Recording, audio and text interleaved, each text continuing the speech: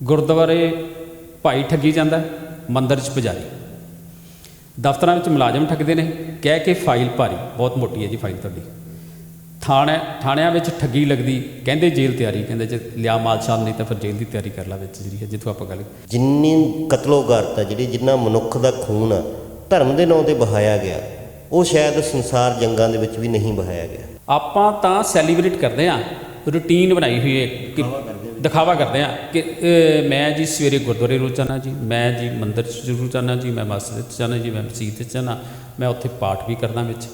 वो जो पाठ है किया होया वो प्रैक्टिस तो तुसीं कर ही नहीं रहे। सुमेध सैनी जिहड़ा हैगा किवें रात नूं 12 वजे तुहानूं जिहड़ी हैगी है वो जमानत मिल जाती है, इहदा मतलब हैगा कि ना तो डेमोक्रेसी है ना ही जस्टिस है कि जिस बंदे का विरोध नहीं होया ਜਾਂ जिसने विरोध नहीं किया वो ना मरिया च तो ना वो जिंदियां च। जे इत्थे सड़क ते जांदे बाहर लड़ाई भी हो जाए ना उत्थे भी पग दा ते हिंदू दा धर्म दा सवाल आउण लग जांदा विच।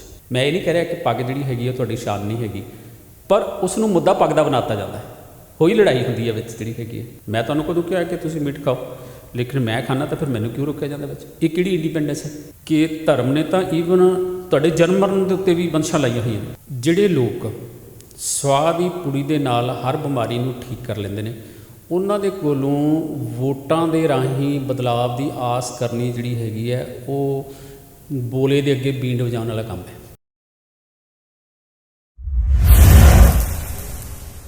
ਦੋਸਤੋ ਅੱਜ ਗੱਲ ਕਰਾਂਗੇ ਹਿੰਦੁਸਤਾਨ ਦੀ ਰਾਜਨੀਤੀ ਬਾਰੇ। ਭਾਰਤ ਦੁਨੀਆ ਦੀ ਸਭ ਤੋਂ ਵੱਡੀ ਡੈਮੋਕ੍ਰੇਸੀ ਜਾਂ ਸਭ ਤੋਂ ਵੱਡਾ ਲੋਕਤੰਤਰ ਕਿਹਾ ਜਾਂਦਾ। ਸ਼ੁਰੂ ਤੋਂ ਜੇ ਦੇਖੀਏ ਜਦੋਂ ਤੋਂ ਆਜ਼ਾਦੀ ਆਈ ਹੈ 1947 ਤੋਂ ਲੈ ਕੇ ਉਸ ਤੋਂ ਪਹਿਲਾਂ ਵੀ ਪਾੜੋ ਤੇ ਰਾਜ ਕਰੋ ਦੀ ਨੀਤੀ ਇੱਥੇ ਅੰਗਰੇਜ਼ਾਂ ਵੱਲੋਂ ਲਾਗੂ ਕੀਤੀ ਗਈ। ਉਸ ਤੋਂ ਬਾਅਦ ਜਦੋਂ ਆਪਾਂ ਇਹ ਕਹਿ ਸਕਦੇ ਹਾਂ ਕਿ ਭਾਰਤੀ ਲੋਕਾਂ ਦੀ ਆਪਣੀ ਸਰਕਾਰ ਆਈ ਉਸ ਤੋਂ ਬਾਅਦ ਵੀ ਪਾੜੋ ਤੇ ਰਾਜ ਕਰੋ ਦੀ ਨੀਤੀ ਨੇ ਕਦੇ ਭਾਰਤ ਦਾ ਸਾਥ ਨਹੀਂ ਛੱਡਿਆ। ਚਾਹੇ ਉਹ 1984 ਦੇ ਦੰਗੇ ਹੋਣ ਜਾਂ ਦੰਗੇ ਕਹੀਏ ਕਿ ਬਹੁਤ ਸਾਰੇ ਲੋਕ ਤਾਂ ਉਹਨਾਂ ਨੂੰ ਦੰਗੇ ਕਹਿਣ 'ਤੇ ਵੀ ਇਤਰਾਜ਼ ਕਰਦੇ ਕਿ ਦੰਗੇ ਨਹੀਂ ਸੀ, ਉਹ ਇੱਕ ਸੋਚੀ ਸਮਝੀ ਸਾਜ਼ਿਸ਼ ਤਹਿਤ ਕਤਲੇਆਮ ਸੀ। ਚਾਹੇ ਉਹ 2002 ਦੇ ਗੁਜਰਾਤ ਦਾ ਕਤਲੇਆਮ ਹੋਵੇ, ਇਸ ਤੋਂ ਬਿਨਾਂ ਹੋਰ ਹਜ਼ਾਰਾਂ ਘਟਨਾਵਾਂ ਨੇ ਵੀ ਜੇ ਆਪਾਂ ਗਿਣਨੀਆਂ ਸ਼ੁਰੂ ਕਰੀਏ ਤਾਂ ਆਪਾਂ ਗਿਣ ਨਹੀਂ ਸਕਦੇ, ਜਿਹਦੇ ਵਿੱਚ ਬਹੁਤ ਸਾਰੇ ਦੰਗੇ ਧਰਮਾਂ ਦੇ ਨਾਂ 'ਤੇ ਕਦੇ ਈਸਾਈਆਂ ਦਾ ਹਿੰਦੂਆਂ ਦੇ ਨਾਲ, ਕਦੇ ਹਿੰਦੂਆਂ ਦਾ ਸਿੱਖਾਂ ਦੇ ਨਾਲ, ਕਦੇ ਸਿੱਖਾਂ ਦਾ ਮੁਸਲਮਾਨਾਂ ਦੇ ਨਾਲ, ਕਦੇ ਹਿੰਦੂਆਂ ਦਾ ਮੁਸਲਮਾਨਾਂ ਦੇ ਨਾਲ ਧਰਮ ਆਧਾਰਿਤ ਦੰਗੇ ਭਾਰਤੀ ਰਾਜਨੀਤੀ ਦਾ ਇੱਕ ਅਨਿੱਖੜਵਾਂ ਅੰਗ ਬਣ ਚੁੱਕੇ ਆ। ਇਹ ਕਿਉਂ ਹੁੰਦਾ, ਕੀ ਮਜਬੂਰੀਆਂ ਨੇ, ਇਹਨਾਂ ਵਿਸ਼ਿਆਂ 'ਤੇ ਗੱਲ ਕਰਾਂਗੇ। ਸਾਡੇ ਨਾਲ ਨੇ ਉੱਘੇ ਵਿਦਵਾਨ ਡਾਕਟਰ ਦਲੇਰ ਸਿੰਘ ਮੁਲਤਾਨੀ ਜੀ। ਸਤਿ ਸ਼੍ਰੀ ਅਕਾਲ ਜੀ ਡਾਕਟਰ ਸਾਹਿਬ। ਸਤਿ ਸ਼੍ਰੀ ਅਕਾਲ ਜੀ ਕਰਮ ਜੀ, ਸਾਰਿਆਂ ਨੂੰ ਸਤਿ ਸ਼੍ਰੀ ਅਕਾਲ ਜੀ, ਦੋਸਤਾਂ ਮਿੱਤਰਾਂ ਨੂੰ ਵੀ ਸਤਿ ਸ਼੍ਰੀ ਅਕਾਲ। ਡਾਕਟਰ ਸਾਹਿਬ ਭਾਰਤ ਦੀ ਰਾਜਨੀਤੀ ਦੀ ਗੱਲ ਕਰ ਰਹੇ ਹਾਂ ਕਿ ਭਾਰਤ ਦੀ ਰਾਜਨੀਤੀ ਦੇ ਵਿੱਚ ਅਕਸਰ ਜਿਹੜਾ ਕੋਈ ਵੀ ਸੈਂਟਰ ਦੇ ਵਿੱਚ ਗੌਰਮੈਂਟ ਆਉਂਦੀ ਹੈ ਉਹ ਧਰਮ ਨੂੰ ਮੁੱਖ ਰੱਖ ਕੇ ਰਾਜਨੀਤੀ ਕਰਦੀ ਆ। ਬਹੁ ਗਿਣਤੀ ਜਿਹੜੇ ਲੋਕ ਨੇ ਜੇ ਆਪਾਂ ਕਹਿ ਲਈਏ ਵੀ ਹਿੰਦੂ ਧਰਮ ਬਹੁ ਗਿਣਤੀ ਦੇ ਵਿੱਚ ਹਿੰਦੁਸਤਾਨ 'ਚ ਹੈ, ਉਹਨਾਂ ਨੂੰ ਮੁੱਖ ਰੱਖ ਕੇ ਸਾਰੀ ਰਾਜਨੀਤੀ ਪਲਾਨ ਕੀਤੀ ਜਾਂਦੀ ਹੈ ਅਤੇ ਅਕਸਰ ਦੰਗੇ ਹੁੰਦੇ ਰਹਿੰਦੇ ਆ। ਹੁਣ ਗੁਜਰਾਤ ਦੇ ਦੰਗਿਆਂ ਤੋਂ ਬਾਅਦ ਜਿਵੇਂ ਬਿਲਕਿਸ ਬਾਨੋ ਦਾ ਕੇਸ ਆਇਆ, ਉਸ ਤੋਂ ਬਾਅਦ ਇਹ ਫਿਰ ਚਰਚਾ 'ਚ ਆਏ ਆ ਮਸਲੇ। ਗੁਜਰਾਤ ਦੇ ਦੰਗੇ ਵੀ ਚਰਚਾ 'ਚ ਆਏ ਆ ਅਤੇ ਰਾਜਨੀਤੀ ਵੀ ਚਰਚਾ 'ਚ ਆਈ ਹੈ। ਕੀ ਲੱਗਦਾ ਵੀ ਇਹ ਕੀ ਮਜਬੂਰੀ ਆ ਵੀ ਧਰਮ ਨੂੰ ਘੱਟ ਗਿਣਤੀਆਂ ਦੇ ਖਿਲਾਫ ਹੱਲਾ ਕਰਨ ਦੇ ਲਈ, ਉਹਨਾਂ ਦੇ ਖਿਲਾਫ ਜ਼ੁਲਮ ਕਰਨ ਲਈ ਕਿਉਂ ਵਰਤਿਆ ਜਾ ਰਿਹਾ? ਦੇਖੋ ਕਰਮ ਜੀ, ਇੱਕ ਗੱਲ ਨੂੰ ਤਾਂ ਆਪਾਂ ਨੂੰ ਮੰਨਣਾ ਪਏਗਾ ਕਿ ਇਹ ਜਿਹੜੀ ਡਿਵਾਈਡ ਐਂਡ ਰੂਲ ਵਾਲੀ ਨੀਤੀ ਸੀਗੀ, ਜਿਹੜੀ ਆਪਾਂ ਖਾਸ ਕਰਕੇ ਅੰਗਰੇਜ਼ ਕਹਿੰਦੇ ਹਾਂ ਵਿੱਚ, ਉਹਨਾਂ ਨੂੰ ਚਿੱਟੇ ਅੰਗਰੇਜ਼ ਕਹਿੰਦੇ ਹਾਂ, ਅਤੇ ਜਦੋਂ 1947 ਤੋਂ ਬਾਅਦ ਸਟਾਰਟ ਹੋਇਆ ਇਹਨਾਂ ਨੂੰ ਆਪਾਂ ਕਾਲੇ ਅੰਗਰੇਜ਼ ਜਾਂ ਬਰਾਊਨ ਜਿਹੜੇ ਹੈਗੇ ਆ ਵਰਡ ਯੂਜ਼ ਹੋਣ ਲੱਗ ਗਿਆ। ਇਹਦੇ 'ਚ ਕੋਈ ਦੋ ਰਾਏ ਨਹੀਂ ਹੈ ਕਿ ਇਹ ਡਿਵਾਈਡ ਐਂਡ ਰੂਲ ਵਾਲੀ ਪਾਲਿਸੀ ਹੀ ਚੱਲਦੀ ਰਹੀ। ਉਹਦਾ ਸਭ ਤੋਂ ਵੱਡਾ ਕਾਰਨ ਜਿਹੜਾ ਸੀ ਨਾ, ਜਿਹੜਾ ਸ਼ੁਰੂ ਤੋਂ ਜਿਵੇਂ ਆਪਾਂ ਦੇਖੀਏ, ਕਿਉਂਕਿ ਜਿੰਨੇ ਵੀ ਪੋਲੀਟੀਸ਼ੀਅਨਸ ਆਏ ਨੇ ਥੋੜ੍ਹਿਆਂ ਨੂੰ ਛੱਡ ਕੇ, ਬਹੁਤ ਸਾਰੇ ਪੋਲੀਟੀਸ਼ੀਅਨਸ ਤਾਂ ਹੈ ਹੀ ਨਹੀਂ ਸੀ, ਔਰ ਉਹਨਾਂ ਦਾ ਲੋਕ ਹਿੱਤ ਜਿਹੜਾ ਸੀਗਾ ਉਹ ਉਹਨਾਂ ਦੇ ਸਾਹਮਣੇ ਨਹੀਂ ਸੀਗੀ। ਪਰਸਨਲ ਹਿੱਤ ਸੀਗਾ ਕਿ ਮੈਂ ਰਾਜ ਕਰਨਾ, ਮੇਰੇ ਵੱਲੋਂ ਭਾਵੇਂ ਕੋਈ ਖੂਹ 'ਚ ਡਿੱਗੇ। ਜਦੋਂ 1947 ਦਾ ਜਿਹੜਾ ਡਿਵਾਈਡ ਹੋਇਆ, ਤੁਹਾਨੂੰ ਸਾਰਿਆਂ ਨੂੰ ਪਤਾ, ਜੇ ਆਪਾਂ ਨਾਂ ਵੀ ਦੁਹਰਾਈਏ ਅਤੇ ਜੇ ਆਪਾਂ ਉਹ ਚਲੋ ਸਤਿਕਾਰਯੋਗ ਲੀਡਰ ਰਹੇ ਨੇ, ਉਹਨਾਂ ਦਾ ਨਾਮ ਆਪਾਂ ਨਾ ਲਿਆ ਜਾਵੇ, ਲੇਕਿਨ ਹੋਇਆ ਤਾਂ ਉਦੋਂ ਵੀ ਧਰਮ ਦੇ ਨਾਂ 'ਤੇ ਸੀ। ਜਿਹੜਾ ਇੰਡੀਆ ਡਿਵਾਈਡ ਹੋਇਆ ਉਹ ਵੀ ਧਰਮ ਦੇ ਨਾਂ 'ਤੇ ਡਿਵਾਈਡ ਹੋਇਆ, ਅਤੇ ਜਿਹੜੀ ਚੀਜ਼ ਧਰਮ ਦੇ ਨਾਂ ਦੇ ਉੱਤੇ ਡਿਵਾਈਡ ਹੋ ਕੇ ਦੋ ਕੰਟਰੀ ਜਿਹੜੇ ਬਣਿਆ, ਤਾਂ ਉਹਨਾਂ ਨੇ ਫਿਰ ਧਰਮ ਨੂੰ ਤਾਂ ਪ੍ਰਮੋਟ ਆਪਣੇ ਆਪ 'ਚ ਕਰਨਾ ਹੀ ਸੀਗਾ। ਹੁਣ ਇੰਡੀਆ ਜਿਹੜਾ ਹੈਗਾ ਉਹ ਅਸਲ 'ਚ ਇੱਕ ਧਰਮ ਨਾ ਹੋ ਕੇ ਜਿਵੇਂ ਆਪਾਂ ਯੂਨਿਟੀ ਐਂਡ ਡਿਵਰਸਿਟੀ ਦੀ ਗੱਲ ਤਾਂ ਕਰਦੇ ਆ, ਲੇਕਿਨ ਯੂਨਿਟੀ ਔਰ ਡਿਵਰਸਿਟੀ ਦੀ ਗੱਲ ਜਿਹੜੀ ਹੈਗੀ ਹੈ ਉਹ ਰਹਿਣ ਨਹੀਂ ਦਿੱਤੀ।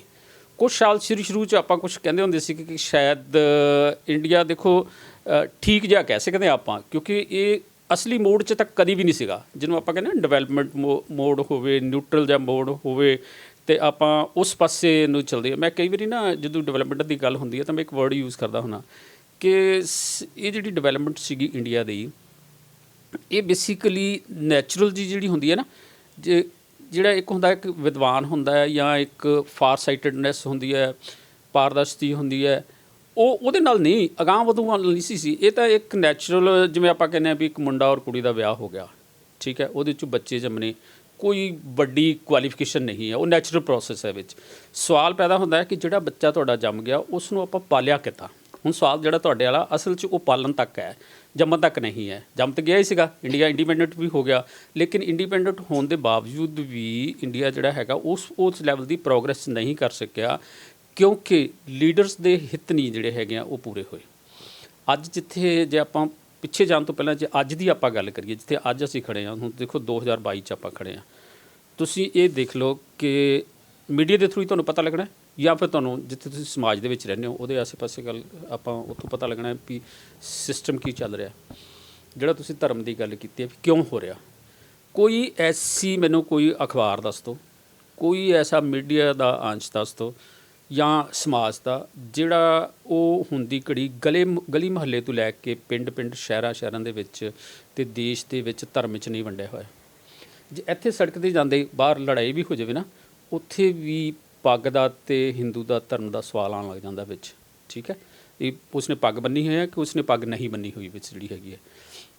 ਹੁਣ ਲੜਾਈ ਹੁੰਦੀ ਹੈ, ਪੱਗ ਤਾਂ ਉਤਰ ਵੀ ਸਕਦੀ ਹੈ, ਮੈਂ ਇਹ ਨਹੀਂ ਕਹਿ ਰਿਹਾ ਕਿ ਪੱਗ ਜਿਹੜੀ ਹੈਗੀ ਹੈ ਤੁਹਾਡੀ ਸ਼ਾਨ ਨਹੀਂ ਹੈਗੀ, ਪਰ ਉਸ ਨੂੰ ਮੁੱਦਾ ਪੱਗ ਦਾ ਬਣਾ ਦਿੱਤਾ ਜਾਂਦਾ ਹੈ, ਹੋਈ ਲੜਾਈ ਹੁੰਦੀ ਹੈ ਵਿੱਚ ਜਿਹੜੀ ਹੈਗੀ ਹੈ। ਮੈਂ ਇਸ ਕਰਕੇ ਫੋਕਸ ਕਰ ਰਿਹਾ ਕਿਉਂਕਿ ਮੈਂ ਵੀ ਪੱਗ ਬੰਨਦਾ, ਮੈਨੂੰ ਵੀ ਪੱਗ ਜਿਹੜੀ ਹੈਗੀ ਉਹ ਚੰਗੀ ਲੱਗਦੀ ਹੈ, ਜਾਂ ਮੈਨੂੰ ਪੱਗ ਦੀ ਪਹਿਚਾਣ ਜਿਹੜੀ ਹੈਗੀ ਆ ਉਹ ਹੈਗੀ ਹੈ, ਜਾਂ ਉਸ ਦੀ ਆਨ ਤੇ ਸ਼ਾਨ ਕੀ ਹੈਗੀ। ਮੈਂ ਇਸ ਕਰਕੇ ਇਹਨੂੰ ਆਪਣੇ ਤੋਂ ਸ਼ੁਰੂ ਕੀਤਾ। ਅਗਰ ਮੈਂ ਵੀ ਬਾਹਰ ਜਾ ਕੇ ਲੜ ਪਾਵਾਂ ਅਤੇ ਇਹ ਨਹੀਂ ਕਿਸੇ ਨੇ ਸੋਚਣਾ ਵੀ ਇਹਨਾਂ ਦੋਨਾਂ ਦੀ ਲੜਾਈ ਕਿਉਂ ਹੋਈ, ਤੁਹਾਡੀ ਮੇਰੀ ਲੜਾਈ ਹੋਵੇ ਤਾਂ ਮੇਰੀ ਪੱਗ ਵਿੱਚ ਜ਼ਰੂਰ ਆ ਜਾਣੀ ਹੈ ਵਿੱਚ ਜਿਹੜੀ ਹੈਗੀ ਹੈ, ਜਦੋਂ ਕਿ ਪੱਗ ਦੀ ਲੜਾਈ ਨਹੀਂ ਸੀਗੀ, ਲੜਾਈ ਤਾਂ ਸਾਡੀ ਕਿਸੇ ਹੋਰ ਸਿਸਟਮ ਦੇ ਵਿੱਚ। ਅੱਜ ਜਿੱਥੇ ਆਣ ਕੇ ਆਪਾਂ ਖੜ੍ਹੇ ਹਾਂ, ਕਈ ਵਾਰੀ ਅਸੀਂ ਫਰੈਂਡਸ ਦੇ ਵਿੱਚ ਇਹ ਗੱਲ ਜਿਹੜੀ ਹੈਗੀ ਉਹ ਡਿਸਕਸ਼ਨ ਕਰਦੇ ਹਾਂ ਕਿ ਜਿਹੜੀ ਰਾਜਨੀਤੀ ਅੱਜ ਚੱਲ ਰਹੀ ਹੈ ਜਿੱਥੇ, ਇਹ ਤਾਂ 100% ਡਿਵਾਈਡ ਐਂਡ ਰੂਲ ਵਾਲੇ ਖਾਤੇ 'ਚ। ਜਿਹੜੀ ਪਾਰਟੀ ਹੁਣ ਸੈਂਟਰ 'ਚ ਹੈਗੀ ਹੈ ਉਹ ਕਿੰਨੀ ਚੰਗੀ ਕਿੰਨੀ ਮਾੜੀ ਉਹ ਇੱਕ ਆਪਾਂ ਬਾਅਦ 'ਚ ਗੱਲ ਕਰਾਂਗੇ, ਲੇਕਿਨ ਜਿਹੜਾ ਉਹਨਾਂ ਦਾ ਧਰਮ ਦਾ ਮੁੱਦਾ ਹੈਗਾ ਉਹ ਇੰਨਾ ਜ਼ਿਆਦਾ ਹੈਵੀ ਹੋ ਗਿਆ ਕਿ ਉਸ ਨੇ ਆਮ ਜੇ ਬੰਦਾ ਜਿਹੜਾ ਹੈਗਾ ਉਹਦੀ ਜ਼ਿੰਦਗੀ ਵੀ ਜਿਹੜੀ ਹੈਗੀ ਹੈ ਉਹ ਡਿਸਟਰਬ ਕਰਤੀ। 3-4 ਦਿਨ ਪਹਿਲਾਂ ਤੁਸੀਂ ਦੇਖੋ, ਜਦੋਂ ਜੋ ਕੁਛ ਸੀਗੀ ਆਪਣਾ ਕਿਹੜੀ ਜਯੰਤੀ ਸੀਗੀ, ਹੁਣ 3 ਦਿਨ ਪਹਿਲਾਂ ਹੀ ਸੀਗੀ, ਜਿਹਦੇ 'ਚ ਇਹਨਾਂ ਨੇ ਕਹਿੰਦੇ ਕਿ ਸਾਰੇ ਇੰਡੀਆ ਦੇ ਵਿੱਚ ਜਿਹੜਾ ਹੈਗਾ ਜਾਂ ਸਟੇਟਸ ਨੇ ਮੀਟ ਵਾਲੀ ਗੱਲ ਜਿਹੜੀ ਬੰਦ ਕਰਤੀ। ਕੀ ਸੀ 2-3-4 ਦਿਨ ਪਹਿਲਾਂ, ਹਾਂ ਗਣੇਸ਼ ਚਤੁਰਥੀ ਜੀ, ਹਾਂ ਉਹਦੇ 'ਤੇ ਕਿ ਤੁਸੀਂ ਮਤਲਬ ਜੇ ਤੁਸੀਂ ਡਾਈਟ ਵੀ ਕਿਸੇ ਬੰਦੇ ਦੀ ਬੰਦ ਕਰ ਦੇਣੀ, ਤੁਹਾਨੂੰ ਨਹੀਂ ਪਸੰਦ ਤੁਸੀਂ ਨਾ ਕਰੋ। ਮੈਂ ਤੁਹਾਨੂੰ ਕਦੋਂ ਕਿਹਾ ਕਿ ਤੁਸੀਂ ਮੀਟ ਖਾਓ, ਲੇਕਿਨ ਮੈਂ ਖਾਣਾ ਤਾਂ ਫਿਰ ਮੈਨੂੰ ਕਿਉਂ ਰੋਕਿਆ ਜਾਂਦਾ ਵਿੱਚ? ਇਹ ਕਿਹੜੀ ਇੰਡੀਪੈਂਡੈਂਸ ਹੈ? ਇਹਦਾ ਮਤਲਬ ਇਹ ਹੈਗਾ ਕਿ ਮੇਰੇ ਵੱਲੋਂ ਨਾ ਸੋਸ਼ਲ ਮੀਡੀਆ ਦੇ ਉੱਤੇ ਇੱਕ ਜਰਾ ਸੋਚੋ ਟਾਈਟਲ ਨਾਲ ਲਿਖਿਆ ਜਾਂਦਾ ਪਿਛਲੇ ਕਾਫੀ ਲੰਬੇ ਸਮੇਂ ਤੋਂ, ਤੁਸੀਂ ਵੀ ਕਈ ਗਰੁੱਪਸ ਦੇ ਵਿੱਚ ਉਸ ਮੈਂਬਰ ਹੋ, ਉਹਦੇ 'ਚ ਮੈਂ ਇਹ ਲਿਖ ਰਿਹਾ ਸੀਗਾ ਕਿ ਇਹ ਕਿਹੜੀ ਡੈਮੋਕ੍ਰੇਸੀ ਹੈ ਜਿਹੜੀ ਸਵੇਰ ਨੂੰ ਉੱਠਦੇ ਹਾਂ ਜਦੋਂ ਆਪਾਂ, ਹੈ ਨਾ, ਅਤੇ ਉਦੋਂ ਤੋਂ ਲੈ ਕੇ ਅਤੇ ਸਾਰਾ ਦਿਨ ਖਾਣ ਪੀਣ 'ਤੇ, ਕੱਪੜੇ 'ਤੇ, ਰਾਤ ਨੂੰ ਸੌਣ ਤੱਕ ਤੁਹਾਡੇ 'ਤੇ ਬੰਦਿਸ਼ਾਂ ਹੀ ਲੱਗੀਆਂ ਹੋਈਆਂ ਨੇ। ਇੱਥੋਂ ਤੱਕ ਵੀ ਇਹ ਹੈਗਾ ਕਰਮ ਜੀ, ਆਪਾਂ ਦੇਖੋ ਕਿ ਧਰਮ ਨੇ ਤਾਂ ਈਵਨ ਤੁਹਾਡੇ ਜਨਮ ਮਰਨ ਦੇ ਉੱਤੇ ਵੀ ਬੰਦਿਸ਼ਾਂ ਲਾਈਆਂ ਹੋਈਆਂ ਨੇ। ਮਰਨ ਤੋਂ ਬਾਅਦ ਤੁਹਾਡੀ ਕਾਮਨ ਕਰਮੇਸ਼ਨ ਗਰਾਊਂਡ ਨਹੀਂ ਹੈ।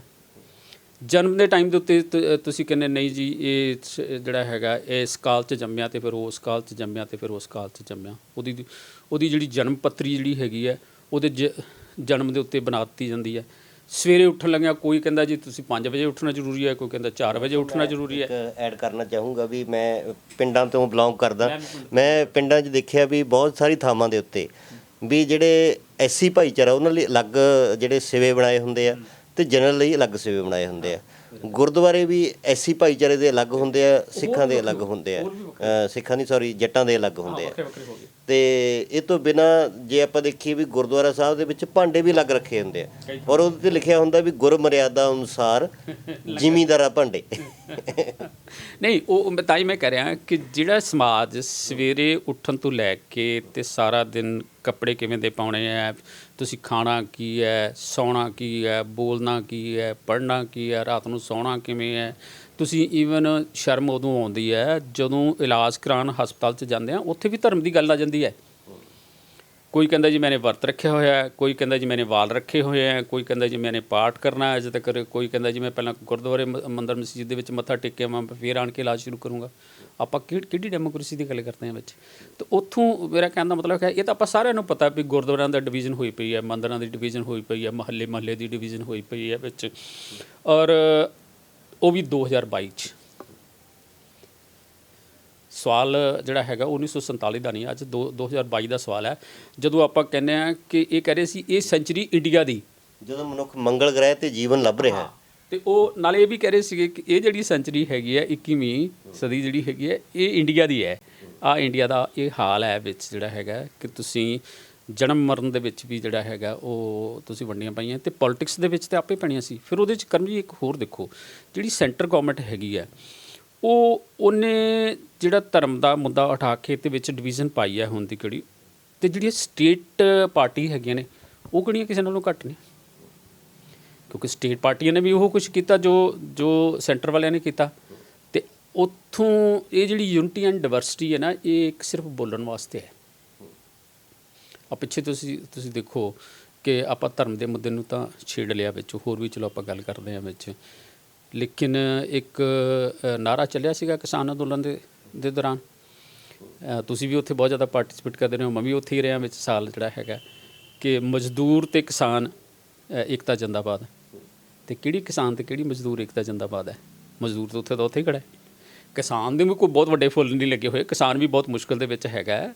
ਲੇਕਿਨ ਸਵਾਲ ਤਾਂ ਇਹ ਪੈਦਾ ਹੋ ਗਿਆ ਕਿ ਜਿਹੜੀ ਯੂਨਿਟੀ ਦੀ ਆਪਾਂ ਗੱਲ ਕਰਦੇ ਸੀ, ਜਦੋਂ ਮੈਂ ਇੰਡੀਆ ਦੀ ਯੂਨਿਟੀ ਐਂਡ ਡਿਵਰਸਿਟੀ ਦੀ ਗੱਲ ਕੀਤੀ ਸੀ, ਮੈਂ ਇੱਕ ਦੋ ਧਰਮ ਨੂੰ ਛੱਡ ਕੇ ਇੱਕ ਦੂਸਰਾ ਵਿੱਚ ਮੁੱਦਾ ਤੁਹਾਡੇ ਨਾਲ ਗੱਲ ਕੀਤੀ ਹੈ ਕਿ ਕਿਹੜਾ ਕਿਸਾਨ ਤੇ ਕਿਹੜਾ ਮਜ਼ਦੂਰ ਜ਼ਿੰਦਾਬਾਦ। ਤੁਸੀਂ ਹੁਣ ਆਪੇ ਇਹ 'ਤੇ ਗੱਲ ਵੀ ਗੁਰਦੁਆਰੇ ਤੁਹਾਡੇ ਵੱਖਰੇ ਨੇ, ਭਾਂਡੇ ਤੁਹਾਡੇ ਵੱਖਰੇ ਨੇ, ਬੰਦੇ ਨੂੰ ਤੁਸੀਂ ਬੈਠਣ ਨੂੰ ਦਿੰਦੇ। ਜੇ ਉਹਦੀ ਲੇਬਰ ਦੀ ਗੱਲ ਹੁੰਦੀ ਹੈ ਤਾਂ ਕਹੋ ਜੀ ਗੁਰਦੁਆਰਿਆਂ ਦੇ ਵਿੱਚ ਆਪਾਂ ਮਤਾ ਪਾ ਦਿਆਂਗੇ ਵੀ ਇਸ ਤੋਂ ਜ਼ਿਆਦਾ ਤੁਸੀਂ ਲੇਬਰ ਨਹੀਂ ਦੇਣੀ ਵਿੱਚ ਜਿਹੜੀ ਹੈਗੀ ਆਪਾਂ ਕਿਹੜੀ। ਸਹੀ ਗੱਲ ਤੁਸੀਂ ਬੋਲੀ, ਮਤੇ ਪੈਂਦੇ ਰਹੇ ਆ ਵੀ ਜਿਹੜੇ ਝੋਨੇ ਦੀ ਲਵਾਈ ਦਾ ਇਸ ਤੋਂ ਵੱਧ ਜਿਹੜਾ ਰੇਟ ਦਊਗਾ ਜਿਹੜਾ ਕਿਸਾਨ, ਉਹਨੂੰ ਪਿੰਡ 'ਚੋਂ ਬਾਈਕਾਟ ਕੀਤਾ ਜਾਏਗਾ। ਹਾਂ, ਤਾਂ ਸੋ ਇੱਥੇ ਮੇਰਾ ਅਸਲ 'ਚ ਕਹਿਣ ਦਾ ਮਤਲਬ ਹੈਗਾ ਕਿ ਆਪਣੀ ਡਿਵੀਜ਼ਨ ਜਿਹੜੀ ਹੈਗੀ ਹੈ ਉਹ ਬਹੁਤ ਵੱਡੇ ਲੈਵਲ 'ਤੇ ਹੋ ਚੁੱਕੀ ਹੋਈ ਹੈ। ਹੁਣ ਇਸ ਤੋਂ ਵਾਪਸ ਮੁੜਿਆ ਜਾ ਸਕਦਾ ਹੈ ਕਿ ਨਹੀਂ ਮੁੜਿਆ ਜਾ ਸਕਦਾ, ਇਹ ਇੱਕ ਬਹੁਤ ਡਿਬੇਟੇਬਲ ਇਸ਼ੂ ਹੈ ਵਿੱਚ। ਪਰ ਮੈਂ ਇੱਕ ਗੱਲ ਜ਼ਰੂਰ ਕਹਿ ਦੇਵਾਂ ਵੀ ਇਹ ਉਦੋਂ ਮੁੜੇਗਾ ਜਦੋਂ ਪੋਲੀਟੀਸ਼ੀਅਨ ਜਿਹੜੇ ਹੈਗੇ ਨੇ ਉਹ ਸੱਚੇ ਹੋ ਜਾਣਗੇ। ਅੱਜ ਦੀ ਡੇਟ 'ਚ ਪੋਲੀਟੀਸ਼ੀਅਨ ਜਿਹੜੇ ਨੇ ਉਹ ਝੂਠੇ ਹੈ।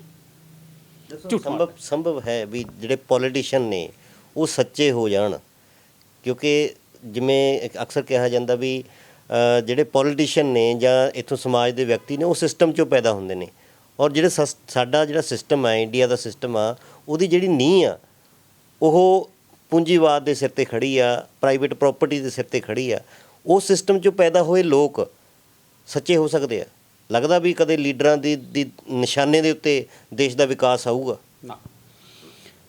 ਜਿਸ ਤਰ੍ਹਾਂ ਮੈਂ ਤੁਹਾਨੂੰ ਇੱਕ ਵਰਡ ਯੂਜ਼ ਕੀਤਾ ਕਿ ਮੇਰੇ ਵੱਲੋਂ ਟਾਈਟਲ ਲਿਖਿਆ ਜਾਂਦਾ ਹੁੰਦਾ, ਜਰਾ ਸੋਚੋ, ਮੈਂ ਕੱਲ੍ਹ ਲਿਖ ਰਿਹਾ ਸੀਗਾ ਕਿ ਜਿਹੜੇ ਲੋਕ ਸਵਾਹ ਦੀ ਪੁੜੀ ਦੇ ਨਾਲ ਹਰ ਬਿਮਾਰੀ ਨੂੰ ਠੀਕ ਕਰ ਲੈਂਦੇ ਨੇ, ਉਹਨਾਂ ਦੇ ਕੋਲੋਂ ਵੋਟਾਂ ਦੇ ਰਾਹੀਂ ਬਦਲਾਵ ਦੀ ਆਸ ਕਰਨੀ ਜਿਹੜੀ ਹੈਗੀ ਹੈ ਉਹ ਬੋਲੇ ਦੇ ਅੱਗੇ ਬੀਂਡ ਵਜਾਉਣ ਵਾਲਾ ਕੰਮ ਹੈ। ਫਿਰ ਅਗਲਾ ਮੈंने ਲਿਖਿਆ ਸੀਗਾ ਕਿ ਜਾਤ ਪਾਤ ਜਿਹੜੀ ਹੈਗੀ ਆ ਉਹ ਖ਼ਤਮ ਕਰਨੀ ਅੱਜ ਦੀ ਡੇਟ ਦੇ ਵਿੱਚ ਇਸ ਤਰ੍ਹਾਂ ਲੱਗਦੀ ਹੈ ਕਿ ਜਿਵੇਂ ਪਾਣੀ ਤੋਂ ਬਿਨਾਂ ਜਿਹੜਾ ਹੈਗਾ ਉਹ ਜੀਵਨ ਹੋ ਜਾਏਗਾ। ਜੀਵਨ ਨਹੀਂ ਹੋ ਸਕਦਾ ਪਾਣੀ ਤੋਂ ਬਗੈਰ, ਇੱਦਾਂ ਜਾਤ ਪਾਤ ਖਤਮ ਨਹੀਂ ਹੋ ਸਕਦੀ। ਇੱਕ ਤੀਸਰਾ ਮੈंने ਟਾਈਟਲ ਲਿਖਿਆ ਸੀਗਾ ਵਿੱਚ ਕਿ ਚਲੋ ਮੇਰੇ ਕੋਲ ਯਾਦ ਆਇਆ ਤਾਂ ਮੈਂ ਤੀਸਰਾ ਲਿਖੂ, ਤੁਹਾਨੂੰ ਦੱਸੂਗਾ ਵਿੱਚ। ਮੇਰਾ ਕਹਿੰਦਾ ਜਿਹੜਾ ਤੁਹਾਡਾ ਸਵਾਲ ਹੈਗਾ ਕਿ ਇਹ ਅੱਜ ਦੀ ਡੇਟ ਦੇ ਵਿੱਚ ਤਾਂ ਇਹ ਗੱਲ ਅਸੰਭਵ ਲੱਗਦੀ ਹੈ, ਪਰ ਜੇ ਇਹ ਗੱਲ ਆਪਾਂ ਸਾਰੇ ਰਲ ਕੇ ਜਿਵੇਂ ਆਪਾਂ ਹੁਣ ਆਪਾਂ ਚਿੰਤਨ ਹੀ ਕਰ ਰਹੇ ਹਾਂ ਨਾ ਬੇਸਿਕਲੀ, ਆਪਾਂ ਉਹਨਾਂ ਲੋਕਾਂ ਦੇ ਵਿੱਚੋਂ ਨਹੀਂ ਜਿਹੜੇ ਸਿਰਫ ਸਵੇਰੇ ਦਿਹਾੜੀ ਕਰਦੇ ਆ ਤੇ ਸ਼ਾਮ ਨੂੰ ਖਾ ਕੇ ਤੇ ਸੌ ਜਾਂਦੇ ਆ, ਕਿਉਂਕਿ ਉਹਨਾਂ ਨੇ ਚਿੰਤਨ ਕੀ ਕਰਨਾ। ਆਪਾਂ ਉਸ ਗਰੁੱਪ ਦੇ ਵਿੱਚ ਹਾਂ ਜਿਹੜੇ ਆਪਾਂ ਚਿੰਤਨ ਕਰਦੇ ਹਾਂ, ਹੈ ਨਾ। ਤਾਂ ਹੁਣ ਸਵਾਲ ਫਿਰ ਪੈਦਾ ਹੋ ਗਿਆ ਵੀ ਇਹ ਗੱਲਾਂ ਤਾਂ ਜਿਵੇਂ ਆਪਾਂ ਕਹਿੰਦੇ ਕਾਊਂਟਿੰਗ ਪ੍ਰੋਬਲਮਸ ਹੈਗੀਆਂ ਨੇ ਵਿੱਚ ਜਿਹੜੀਆਂ, ਲੇਕਿਨ ਉਹਦਾ ਸੋਲੂਸ਼ਨ ਦੀ ਵੀ ਤਾਂ ਗੱਲ ਹੋਣੀ ਚਾਹੀਦੀ ਹੈ ਨਾ ਵਿੱਚ ਜਿਹੜੀ ਹੈਗੀ। ਪੋਲੀਟੀਸ਼ੀਅਨ ਅੱਜ ਦੀ ਡੇਟ 'ਚ ਸੱਚੇ ਨਹੀਂ ਹੈ। ਜੋ ਵਾਪਰ ਰਿਹਾ ਆਪਾਂ ਸਾਰਿਆਂ ਨੂੰ ਪਤਾ। ਤੁਸੀਂ ਗੱਲ ਸ਼ੁਰੂ ਕੀਤੀ ਸੀ ਕਿ 1947 ਵਾਲਾ ਜੋ ਕੁਝ ਹੋਇਆ ਉਹ ਵੀ ਧਰਮ ਦੇ ਨਾਂ 'ਤੇ ਡਿਵੀਜ਼ਨ ਹੋਈ ਸੀ। 1984 ਦਾ ਤੁਸੀਂ ਮੈਂਸ਼ਨ ਕੀਤਾ ਕਿ ਅਸਲ 'ਚ ਉਹ ਦੰਗੇ ਨਹੀਂ ਕਹੇ ਜਾਂਦੇ, ਉਸ ਨੂੰ ਨਸਲਕੁਸ਼ੀ ਕਿਹਾ ਜਾਂਦਾ, ਜੀਨੋਸਾਈਡ ਸੀ ਬੇਸਿਕਲੀ, ਕਿਉਂਕਿ ਇੱਕ ਪਾਸੇ ਤਾਂ ਕੁਝ ਵੀ ਨਹੀਂ ਸੀਗਾ, ਇੱਕ ਪਾਸੇ ਹੋਇਆ ਸੀਗਾ ਇੰਸੀਡੈਂਟਸ ਭਾਵੇਂ ਕੁਝ ਵੀ ਸੀਗਾ ਵਿੱਚ। ਨੈਕਸਟ ਤੁਸੀਂ ਗੋਦਰਾ ਦੀ ਗੱਲ ਕੀਤੀ ਹੈ ਵਿੱਚ ਜਿਹੜੀ ਹੈਗੀ ਹੈ, ਉੱਥੇ ਵੀ ਜਿਹੜੀ ਉਹਦਾ ਜਿਹੜਾ ਬੈਕਲੈਸ਼ ਅੱਜ ਜਿਹੜਾ ਜਿੱਥੋਂ ਫਿਰ ਦੁਬਾਰਾ ਇਹ ਸ਼ੁਰੂ ਹੋਇਆ ਕਿ ਜਿਹੜਾ ਬਿਲਕੀ ਇਸ਼ੂ ਜਿਹੜਾ ਆਇਆ ਵਿੱਚ, ਤੁਸੀਂ ਦੇਖੋ ਕਿ ਇੱਕ ਪਾਸੇ ਸੈਂਟਰ ਗਵਰਨਮੈਂਟ ਆਪੇ ਹੀ ਰੂਲ ਬਣਾਇਆ ਹੋਇਆ ਕਿ ਇਹ ਜਿਹੜੇ ਕ੍ਰਿਮੀਨਲਸ ਵੱਡੇ ਹੈਗੇ ਨੇ ਜਾਂ ਜਿਨ੍ਹਾਂ ਦੇ ਅਗੇਂਸਟ ਸੈਡੀਸ਼ਨ ਵਾਲੇ ਕੇਸ ਨੇ ਜਾਂ ਜਿਨ੍ਹਾਂ ਦੇ ਅਗੇਂਸਟ ਜਿਹੜੇ ਹੈਗੇ ਨੇ ਤੁਹਾਡੇ ਰੇਪ ਦੇ ਕੇਸ ਨੇ, ਇਹਨਾਂ ਨੂੰ ਤੁਸੀਂ ਜਿਹੜੀ ਜੇਲ੍ਹ ਦੀ ਮਾਫੀ ਜਿਹੜੀ ਹੈਗੀ ਹੈ ਉਹ ਸਜ਼ਾ ਦੀ ਮਾਫੀ ਨਹੀਂ ਕਰਨੀ। ਸਜ਼ਾ ਦੀ ਮਾਫੀ ਤਾਂ ਹੁੰਦੀ ਰਹਿੰਦੀ ਹੈ ਵਿੱਚ ਕਿਸੇ ਚਲੋ ਜਿਹੜੇ ਜਨਰਲ ਜੇ ਬੰਦੇ ਹੈਗੇ ਨੇ ਉਹਦੇ ਆਪਾਂ ਮੰਨ ਵੀ ਸਕਦੇ ਹਾਂ ਵਿੱਚੋਂ। ਫਿਰ ਤੁਸੀਂ ਦੇਖੋ ਕਿ ਉਹਨਾਂ ਨੂੰ ਕਿਵੇਂ ਗਲੋਰੀਫਾਈ ਕੀਤਾ ਗਿਆ, ਜਿਹੜੇ ਬੰਦੇ ਛੱਡੇ ਗਏ 11 ਉਹਨਾਂ ਨੂੰ ਕਿਵੇਂ ਗਲੋਰੀਫਾਈ ਕੀਤਾ ਗਿਆ, ਕਿਵੇਂ ਹਾਰ ਪਾਏ ਗਏ, ਕਿਵੇਂ ਉਹਨਾਂ ਦੇ ਜਿਹੜੀ ਹੈਗੇ, ਜਦੋਂ ਕਿ ਇਹ ਗੱਲ 100% ਪ੍ਰੂਵ ਹੋ ਚੁੱਕੀ ਸੀ ਕਿ ਇਹ ਬੰਦੇ ਉਹ ਨੇ ਜਿਨ੍ਹਾਂ ਨੇ ਬਹੁਤ ਹੀ ਘਿਨਾਉਣਾ ਕੰਮ ਕੀਤਾ ਹੋਇਆ ਸੀ। ਇਹ ਕੋਈ ਸਿੰਪਲ ਰੇਪ ਵਾਲੀ ਗੱਲ ਨਹੀਂ ਸੀ ਕਿ ਇਹ ਰੇਅਰੈਸਟ ਆਫ ਦਾ ਰੇਅਰ ਦੇ ਵਿੱਚ ਆਉਂਦੇ ਨੇ। ਗੱਲ ਤਾਂ ਇਹਨਾਂ ਦੀ ਸਗੋਂ ਇਹੋ ਜਿਹੇ ਬੰਦਿਆਂ ਨੂੰ ਤਾਂ ਫਾਂਸੀ ਵਾਲੀ ਸਜ਼ਾ ਜਿਹੜੀ ਹੈਗੀ ਆ, ਜਦੋਂ ਆਪਾਂ ਕਹਿੰਦੇ ਆ ਨਾ ਫਾਂਸੀ ਵਾਲੀ ਸਜ਼ਾ ਇੰਡੀਆ 'ਚ ਨਹੀਂ ਹੈ, ਲੇਕਿਨ ਫਾਂਸੀ ਵਾਲੀ ਸਜ਼ਾ rarest of the rare cases ਦੇ ਵਿੱਚ ਤਾਂ ਹੈਗੀ ਹੈ। ਉਹ ਉਸ ਕੈਟਾਗਰੀ 'ਚ ਫਾਲ ਕਰਦੇ ਸੀ ਇਹ ਲੋਕ ਜਿਹੜੇ ਹੈਗੇ ਨੇ, ਇਹ ਸਿੰਪਲ ਕੈਟਾਗਰੀ 'ਚ ਫਾਲ ਨਹੀਂ ਕਰਦੇ ਵਿੱਚ ਜਿਹੜੀ ਹੈਗੀ ਆ। ਸੈਂਟਰ ਗਵਰਨਮੈਂਟ ਜਿਸ ਸਟੇਟ ਦੀ ਸੈਂਟਰ ਗਵਰਨਮੈਂਟ ਹੈ ਪਾਰਟੀ ਦੀ, ਉਸੇ ਦੀ ਹੀ ਸਟੇਟ ਗਵਰਨਮੈਂਟ ਹੈ, ਅਤੇ ਫਿਰ ਸੈਂਟਰ ਗਵਰਨਮੈਂਟ ਇਹਦਾ ਮਤਲਬ ਗੋਂਗਲੋਂ ਮਿੱਟੀ ਹੀ ਝਾੜ ਰਹੀ ਸੀ ਨਾ ਕਿ ਅਸੀਂ ਤਾਂ ਕਹਿ ਦਿੱਤਾ ਸੀ ਜੀ ਵਿੱਚ, ਇਹਦਾ ਮਤਲਬ ਤੁਸੀਂ ਕਹਿ ਦਿੱਤਾ ਅਤੇ ਇਹਦਾ ਮਤਲਬ ਕਹਾਣੀ ਤੁਹਾਡੀ ਖਤਮ ਹੋ ਗਈ ਹੈ। ਜਦੋਂ ਕਿ ਤੁਹਾਨੂੰ ਸਜ਼ਾ ਜਿਹੜੀ ਹੈਗੀ ਹੈ ਉਹ ਜਿਸ ਕੇਸ ਦੇ ਵਿੱਚ ਹੋਈ ਹੈ, ਤੁਸੀਂ ਉਹਦਾ ਐਕਟ ਬਣਾਇਆ ਹੋਇਆ, ਤੁਸੀਂ ਉਹਦਾ ਰੂਲ ਬਣਾਇਆ ਹੋਇਆ, ਅਤੇ ਫਿਰ ਤੁਸੀਂ ਉਸ ਨੂੰ ਉਹਨਾਂ ਨੂੰ ਸਜ਼ਾ ਜਿਹੜੀ ਹੈਗੀ ਹੈ, ਸਜ਼ਾ ਮਾਫੀ ਦਾ ਕੀ ਮਤਲਬ ਨਿਕਲਦਾ ਵਿੱਚ ਜਿਹੜੀ ਹੈਗੀ ਹੈ ਉਹਦੇ 'ਚ ਜਿਹੜੀ ਇਹ ਇਸ ਕਰਕੇ ਨਾ ਆਪਾਂ ਨੂੰ ਕਰਮ ਜੀ ਇਹ ਗੱਲਾਂ ਜਿਹੜੀਆਂ ਹੈਗੀਆਂ ਨੇ ਇਹ ਸੋਚਣੀਆਂ ਪੈਣਗੀਆਂ ਕਿ ਇਹਦੇ 'ਚੋਂ ਨਿਕਲਣਾ ਕਿਵੇਂ ਹੈ। ਹੁਣ ਨਿਕਲਣ ਦਾ ਤਾਂ ਦੇਖੋ ਇੱਕੋ ਇੱਕ ਤਰੀਕਾ ਹੁੰਦਾ ਹੈ ਕਿ ਜੇ ਤੁਸੀਂ ਪੋਲੀਟੀਸ਼ੀਅਨਸ ਜਾਂ ਇੱਦਾਂ ਆਪਾਂ ਕਹਿ ਲਈਏ ਕਿ ਆਮ ਆਦਮੀ, ਹੁਣ ਆਮ ਆਦਮੀ ਦੀ ਪ੍ਰੋਬਲਮ ਪਤਾ ਕੀ ਹੈ, ਆਮ ਆਦਮੀ ਪਾਰਟੀ ਦੀ ਗੱਲ ਨਹੀਂ ਮੈਂ ਕਰ ਰਿਹਾ, ਆਮ ਜਨਰਲ ਲੋਕਾਂ ਦੀ ਗੱਲ ਕਰ ਰਿਹਾ ਵਿੱਚੋਂ। ਤੁਸੀਂ ਦੇਖੋ ਆਪਣੇ ਕੋਲ 3 ਕਿਸਮ ਦੇ ਲੋਕ ਨੇ, 3 ਕਿਸਮ ਦੇ ਲੋਕਾਂ ਦੇ ਵਿੱਚੋਂ 35-40% ਤਾਂ ਉਹ ਲੋਕ ਹੈਗੇ ਨੇ ਜਿਹੜੇ ਸਿਰਫ ਸਵੇਰੇ ਕਮਾਉਂਦੇ ਨੇ ਅਤੇ ਸ਼ਾਮ ਨੂੰ ਖਾਂਦੇ ਨੇ, ਹੈ ਨਾ। ਉਹਨਾਂ ਨੂੰ ਚਿੰਤਨ ਵਾਸਤੇ ਉਹਨਾਂ ਕੋਲ ਸਮਾਂ ਨਹੀਂ ਹੈ ਵਿੱਚ ਜਿਹੜਾ ਹੈ। ਉਹ ਲੋਕ ਉਹਨਾਂ ਨੂੰ ਜੋ ਵੀ ਕੋਈ ਦੇ ਦੇਗਾ ਜਾਂ ਜੋ ਉਹਨਾਂ ਕਮਾ ਲਿਆ ਉਹੀ ਉਹਨਾਂ ਦੀ ਕਮਾਈ ਹੈ, ਉਹੀ ਉਹਨਾਂ ਦੀ ਕੁਆਲੀਫਿਕੇਸ਼ਨ ਹੈ ਅਤੇ ਉਹੀ ਉਹਨਾਂ ਦੀ ਰੋਜ਼ੀ ਰੋਟੀ ਹੈ ਅਤੇ ਉਹਦੇ ਸਿਰ 'ਤੇ ਉਹਨਾਂ ਨੇ ਰਹਿਣਾ। ਦੂਸਰਾ ਗਰੁੱਪ ਹੁੰਦਾ ਇੱਕ ਵੱਡਾ ਗਰੁੱਪ ਜਿਹੜਾ ਆਪਾਂ ਮੰਨਦੇ ਹਾਂ ਵੀ 8-10% ਉਹ ਵੀ ਹੈਗਾ ਵਿੱਚ, ਜਿਹੜਾ ਟੌਪ 'ਤੇ ਬੈਠਾ ਹੈ, ਜਿਹਨੂੰ ਰੋਟੀ ਦੀ ਕੋਈ ਫਿਕਰ ਨਹੀਂ ਹੈ, ਕਿਸੇ ਕਿਸਮ ਦੀ ਵੀ ਕੋਈ ਫਿਕਰ ਨਹੀਂ ਹੈ ਵਿੱਚ, ਉਹ ਰਾਜ ਕਰਨਾ ਚਾਹੁੰਦਾ ਵਿੱਚੋਂ। ਸੋ ਇਹ ਉਹਦੀ ਵੀ ਮੋਟੀਵੇਸ਼ਨ ਹੋ ਗਈ ਕਿ ਉਹਨੇ ਰਾਜ ਕਰਨਾ ਹੈ ਨਾ। ਇੱਕ ਥੱਲੇ ਵਾਲਾ ਗਰੁੱਪ ਬੈਠਾ ਹੈ, ਉਹਨੂੰ ਜੋ ਮਿਲ ਗਿਆ, ਜਿਹੜੇ ਆਪਾਂ ਫਰੀਬੀਜ਼ ਦੀਆਂ ਗੱਲਾਂ ਕਰਦੇ ਹਾਂ, ਕੋਈ ਉਸ ਨੂੰ ਫਰੀਬੀਜ਼ ਕਹਿ ਰਿਹਾ, ਕੋਈ ਸਬਸਿਡੀ ਕਹਿ ਰਿਹਾ, ਕੋਈ ਉਸ ਨੂੰ ਸੋਸ਼ਲ ਵੈਲਫੇਅਰ ਕਹਿ ਰਿਹਾ, ਕੁਝ ਵੀ ਕਹਿੰਦੇ ਰਹਿਣ ਵਿੱਚ। ਲੇਕਿਨ ਉਹ ਗਰੁੱਪ ਵੀ ਇੱਕ ਐਸਾ ਗਰੁੱਪ ਹੈ ਵੀ ਜਿਹਨੂੰ ਬਾਕੀ ਸਮਾਂ ਨਹੀਂ ਹੈਗਾ। ਇਹਦਾ ਮਤਲਬ 50% ਬੰਦੇ ਤਾਂ ਤੁਹਾਡੇ ਕੋਲ ਚਲੇ ਗਏ, ਹੁਣ ਬੰਦੇ ਤਾਂ ਆਪਣੇ ਕੋਲ ਸਿਰਫ 50% ਹੀ ਰਹਿ ਗਏ। ਹੁਣ ਪਹਿਲੀ ਗੱਲ ਤਾਂ ਹੈ ਕਿ 50% ਦੇ 50% ਨੇ ਵੋਟ ਨਹੀਂ ਪਾਉਣੀ। ਦੂਸਰੀ ਗੱਲ ਹੈਗੀ ਹੈ ਕਿ 50% ਲੋਕ ਉਹ ਲੋਕ ਨੇ ਜਿਨ੍ਹਾਂ ਨੂੰ ਆਪਣੇ ਬਾਰੇ ਵੀ ਪਤਾ ਹੈ ਅਤੇ ਸਮਾਜ ਬਾਰੇ ਵੀ ਪਤਾ ਹੈ ਅਤੇ ਦੇਸ਼ ਬਾਰੇ ਵੀ ਪਤਾ ਹੈ, ਅਤੇ ਕੌਣ ਗਲਤ ਕਰ ਰਿਹਾ ਅਤੇ ਕੌਣ ਠੀਕ ਕਰ ਰਿਹਾ ਉਹ ਵੀ ਪਤਾ ਹੈ। ਪਰ ਤਰਾਸਦੀ ਸਭ ਤੋਂ ਵੱਡੀ ਇਹ ਹੈਗੀ ਹੈ ਕਿ ਉਹ 50% ਵੋਟ ਹੀ ਨਹੀਂ ਬਣ ਜਾਂਦਾ। ਹੁਣ ਜਿਹੜਾ 40% ਥੱਲੇ ਵਾਲਾ ਅਤੇ 10% ਉੱਪਰ ਵਾਲਾ, ਜੇ 50% ਬੰਦੇ ਮੋਟੀਵੇਟਡ ਹੈਗੇ, ਮਤਲਬ ਜਿੱਧਰਲੇ ਪਾਸੇ ਨੂੰ ਉਹ ਤੁਰੇ, 50% ਤਾਂ ਉਹ ਲੈ ਗਏ ਵਿੱਚੋਂ, ਅਤੇ ਉਹ ਜਿਹੜਾ 50% ਬਾਕੀ ਰਹਿ ਗਿਆ ਸੀ, ਜਦੋਂ ਉਹ ਵੋਟ ਹੀ ਨਹੀਂ ਬਣ ਜਾਂਦਾ ਅਤੇ ਫਿਰ ਸਰਕਾਰ ਚੰਗੀ ਕਿਵੇਂ ਬਣ ਸਕਦੀ ਹੈ। ਇਹ ਆਪਾਂ ਜਿਹੜੀ ਗੱਲ ਕਰ ਰਹੇ ਹਾਂ, ਧਰਮ ਦੀ ਗੱਲ ਆਪਾਂ ਕਰ ਰਹੇ ਸੀ। ਸਵਾਲ ਦੇ ਘੇਰੇ ਜਿੱਥੇ ਰਾਜਨੀਤਿਕ ਲੋਕ ਆ ਰਹੇ ਆ, ਅਦਾਲਤਾਂ ਆ ਰਹੀਆਂ ਨੇ, ਉੱਥੇ ਧਰਮ ਵੀ ਆ ਰਿਹਾ। ਧਰਮ ਨੂੰ ਮਨੁੱਖਤਾ ਦੇ ਵਿਕਾਸ ਦੇ ਵਿੱਚ ਇਹ ਸਮਝਿਆ ਜਾਂਦਾ ਵੀ ਵੱਡਾ ਰੋਲ ਆ ਮਨੁੱਖਤਾ ਦੇ ਵਿਕਾਸ ਦੇ ਵਿੱਚ। ਪਰ ਜਿਵੇਂ ਲਾਲਾ ਹਰਦਿਆਲ ਜੀ ਨੇ ਇੱਕ ਬੁੱਕ ਦੇ ਵਿੱਚ ਲਿਖਿਆ ਕਿ ਜਿੰਨੀ ਕਤਲੋ ਗਾਰਤ ਆ, ਜਿੰਨਾ ਮਨੁੱਖ ਦਾ ਖੂਨ ਆ ਧਰਮ ਦੇ ਨਾਂ 'ਤੇ ਬਹਾਇਆ ਗਿਆ, ਉਹ ਸ਼ਾਇਦ ਸੰਸਾਰ ਜੰਗਾਂ ਦੇ ਵਿੱਚ ਵੀ ਨਹੀਂ ਬਹਾਇਆ ਗਿਆ। ਠੀਕ ਹੈ। ਤਾਂ ਫਿਰ ਕਿਤੇ ਜੇ ਧਰਮ ਦੇ ਨਾਂ 'ਤੇ ਅੱਜ ਵੀ ਦੰਗੇ ਹੋ ਰਹੇ ਆ, ਧਰਮ ਵੀ ਕਟਹਿਰੇ 'ਚ ਖੜਾ ਕਿ ਧਰਮ ਠੀਕ ਆ, ਧਰਮ ਨੂੰ ਮਨੁੱਖ ਦੀ ਜ਼ਿੰਦਗੀ 'ਚ ਹੋਣਾ ਜ਼ਰੂਰੀ ਹੈ ਜਾਂ ਨਹੀਂ? ਦੇਖੋ ਇੱਦਾਂ ਹੈਗਾ ਕਿ ਜੇ ਤੁਹਾਨੂੰ ਯਾਦ ਹੋਵੇ ਇਹ ਵੀ ਗੱਲ ਨਾਲ ਕਿ ਸੁਪਰੀਮ ਕੋਰਟ ਨੇ ਧਰਮ ਦੀ ਡੈਫੀਨੇਸ਼ਨ ਦਿੱਤੀ ਹੈ ਕਿ religion is a way of life. ਮੈਂ ਅੱਗੇ ਇੱਕ ਵਰਡ 2 ਐਡ ਅਪ ਕੀਤੇ ਹੋਏ ਉਹਦੇ 'ਚ ਕਿ religion is a way of life, it is to be practised not celebrated.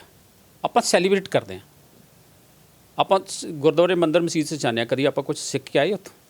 ਮੈਂ ਇੱਕ ਛੋਟੀ ਜਿਹੀ ਤੁਹਾਨੂੰ ਐਗਜ਼ਾਮਪਲ ਦੇਵਾਂ ਕਿ ਜਿਹੜਾ ਬੰਦਾ ਸਕੂਲ ਦੇ ਵਿੱਚ ਜਾਂਦਾ, ਭਾਵੇਂ ਉਹ ਜਿੰਨਾ ਮਰਜ਼ੀ ਟਾਈ ਲਾ ਕੇ ਚੱਲ ਜਾਵੇ, ਨਹਾ ਧੋ ਕੇ ਚੱਲ ਜਾਵੇ, ਜਾ ਕੇ ਟੀਚਰ ਦੇ ਪੈਰੀ ਵੀ ਹੱਥ ਲਾ ਦੇਵੇ ਵਿੱਚ, ਲੇਕਿਨ ਉਹ ਕਿਤਾਬ ਪੜ੍ਹ ਕੇ ਜਿੱਦਣ ਉਹ ਐਗਜ਼ਾਮ ਹੀ ਨਹੀਂ ਦਿੰਦਾ ਤੇ ਉਹਨੇ ਤਾਂ ਪਾਸ ਹੋਣਾ ਹੀ ਨਹੀਂ। ਤੇ ਅੱਜ ਧਰਮ ਕਿੱਥੇ ਖੜਾ ਹੈ? ਜਿੱਥੇ ਮੈਂ ਵਰਡ ਯੂਜ਼ ਕੀਤਾ ਕਿ it is way of life, ਪਰ ਵੇ ਆਫ ਲਾਈਫ ਦੇ ਵਿੱਚ ਤੇ ਉਹ ਆ ਹੀ ਨਹੀਂ ਰਿਹਾ। ਆਪਾਂ ਤਾਂ ਸੈਲੀਬ੍ਰੇਟ ਕਰਦੇ ਹਾਂ, ਰੂਟੀਨ ਬਣਾਈ ਹੋਈ ਹੈ ਕਿ ਦਿਖਾਵਾ ਕਰਦੇ ਹਾਂ ਕਿ ਮੈਂ ਜੀ ਸਵੇਰੇ ਗੁਰਦੁਆਰੇ ਰੋਜ਼ ਜਾਣਾ ਜੀ, ਮੈਂ ਜੀ ਮੰਦਰ 'ਚ ਜ਼ਰੂਰ ਜਾਣਾ ਜੀ, ਮੈਂ ਮਸਜਿਦ 'ਚ ਜਾਣਾ ਜੀ, ਮੈਂ ਮਸੀਤ 'ਚ ਜਾਣਾ, ਮੈਂ ਉੱਥੇ ਪਾਠ ਵੀ ਕਰਦਾ ਵਿੱਚ। ਉਹ ਜਿਹੜਾ ਪਾਠ ਹੈ ਕੀਤਾ ਹੋਇਆ ਉਹਦੀ ਪ੍ਰੈਕਟਿਸ ਤਾਂ ਤੁਸੀਂ ਕਰ ਹੀ ਨਹੀਂ ਰਹੇ। ਤੇ ਜੇ ਆਪਾਂ ਪ੍ਰੈਕਟਿਸ ਹੀ ਨਹੀਂ ਕਰ ਰਹੇ ਤਾਂ ਆਪਾਂ ਪਾਸ ਕਿੱਥੋਂ ਹੋਣਾ? ਇਸ ਦਾ ਮਤਲਬ ਹੈ ਮੈਨੂੰ ਨਾ 5-4 ਦਿਨ ਪਹਿਲਾਂ ਇੱਕ ਛੋਟੀ ਜਿਹੀ ਵੀਡੀਓ ਆਈ ਹੈ ਵਿੱਚ ਸੋਸ਼ਲ ਮੀਡੀਆ ਦੇ ਉੱਤੇ, ਹੈ ਵੀ ਬਿਹਾਰ ਦਾ ਇੱਕ ਛੋਟਾ ਜਿਹਾ ਲੜਕਾ 13 ਸਾਲ ਉਮਰ ਉਸ ਦੀ ਦੱਸੀ ਹੈ। ਉਸ ਨੂੰ ਇਸੇ ਗੱਲਾਂ ਦੇ ਉੱਤੇ ਸਵਾਲ ਪੁੱਛੇ ਗਏ। ਉਹ ਕਹਿੰਦਾ ਮੈਂ ਨਹੀਂ ਜਾਣਾ ਮੰਦਰ 'ਚ, ਮੈਂ ਨਹੀਂ ਖਾਣਾ ਪ੍ਰਸ਼ਾਦ, ਮੈਂ ਨਹੀਂ ਦੇਣਾ ਕੋਈ ਵੀ ਮੰਦਰ 'ਚ ਪੈਸਾ ਜਿਹੜਾ ਹੈਗਾ। ਉਹ ਕਹਿੰਦਾ ਤੂੰ ਕੀ ਕਰੇਗਾ? ਕਹਿੰਦਾ ਮੈਂ ਪੜ੍ਹੂੰਗਾ, ਮੈਨੂੰ ਮੰਦਰ ਨੇ ਕੀ ਦਿੱਤਾ, ਮੈਨੂੰ ਮੰਦਰ ਦੇ ਪੁਜਾਰੀ ਨੇ ਕੀ ਦਿੱਤਾ, ਮੈਂ ਕੀ ਲੈਣਾ ਉਸ ਤੋਂ ਵਿੱਚੋਂ। ਸੋ ਇਹ ਮੈਂ ਜੀ ਕੱਲ੍ਹ ਦੇਖਿਆ ਸੀ, ਕੱਲ੍ਹ ਸ਼ਾਮੀ ਦੀ ਗੱਲ ਹੈ, ਤੁਸੀਂ ਦੇਖੋ ਪਤਾ ਨਹੀਂ ਉਹ ਜਾਗ੍ਰਿਤੀ ਹੈ ਪਰ ਉਹ ਵੇਖਣ ਨੂੰ ਜਾਗ੍ਰਿਤੀ ਲੱਗਦੀ ਹੈ ਵਿੱਚ। ਕੱਲ੍ਹ ਸ਼ਾਮੀ ਅਸੀਂ ਸੈਰ ਕਰ ਰਹੇ ਸੀ ਜਿੱਥੇ ਅਸੀਂ ਸੈਕਟਰ 70 'ਚ ਬੈਠੇ ਹੋਏ ਹਾਂ। ਗੁਰਦੁਆਰੇ ਵਾਲਿਆਂ ਨੇ ਮਿਊਜ਼ਿਕ ਜਿਹੜਾ ਕੀਰਤਨ ਸੀਗਾ ਬਹੁਤ ਉੱਚੀ ਲਾਇਆ ਹੋਇਆ ਸੀ। ਇੱਕ ਛੋਟੀ ਜਿਹੀ ਕੁੜੀ ਜਿਹੜੀ ਹੈਗੀ ਆ 8-10 ਸਾਲ ਉਹਦੀ ਉਮਰ ਸੀ, ਨਾਲ ਉਹਦੀ ਦਾਦੀ ਸੀ। ਉਹ ਆਪਣੀ ਦਾਦੀ ਨੂੰ ਕਹਿੰਦੀ ਹੈ, ਕਿਉਂਕਿ ਮੈਂ ਵੀ ਨਾਲ ਹੀ ਸੈਰ ਕਰ ਰਿਹਾ ਸੀ ਵਿੱਚ, ਕਹਿੰਦੀ ਦਾਦੀ ਇਹ ਜੋ ਗੁਰਦੁਆਰੇ ਵਾਲੇ हैं इन्होंने म्यूज़िक इतनी ऊंची क्यों लगा रखा है?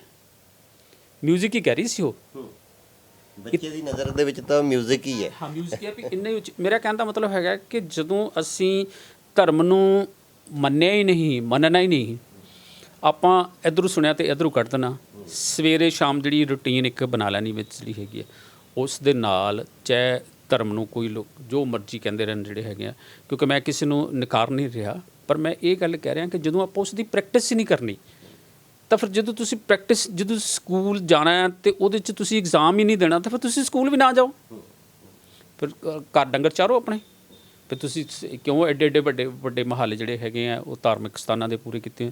ਆਪਾਂ ਸਾਰਿਆਂ ਨੂੰ ਪਤਾ ਕਰਮ ਜੀ ਕਿ ਇਹ ਜਿਹੜੇ ਧਰਮ ਹੈਗੇ ਨੇ, ਜਿਹੜੀਆਂ ਧਾਰਮਿਕ ਸੰਸਥਾਵਾਂ ਹੈਗੀਆਂ ਨੇ, ਉਹਨਾਂ ਦੇ ਕੋਲ ਕਿੰਨੇ ਪੈਸੇ ਹੈਗੇ।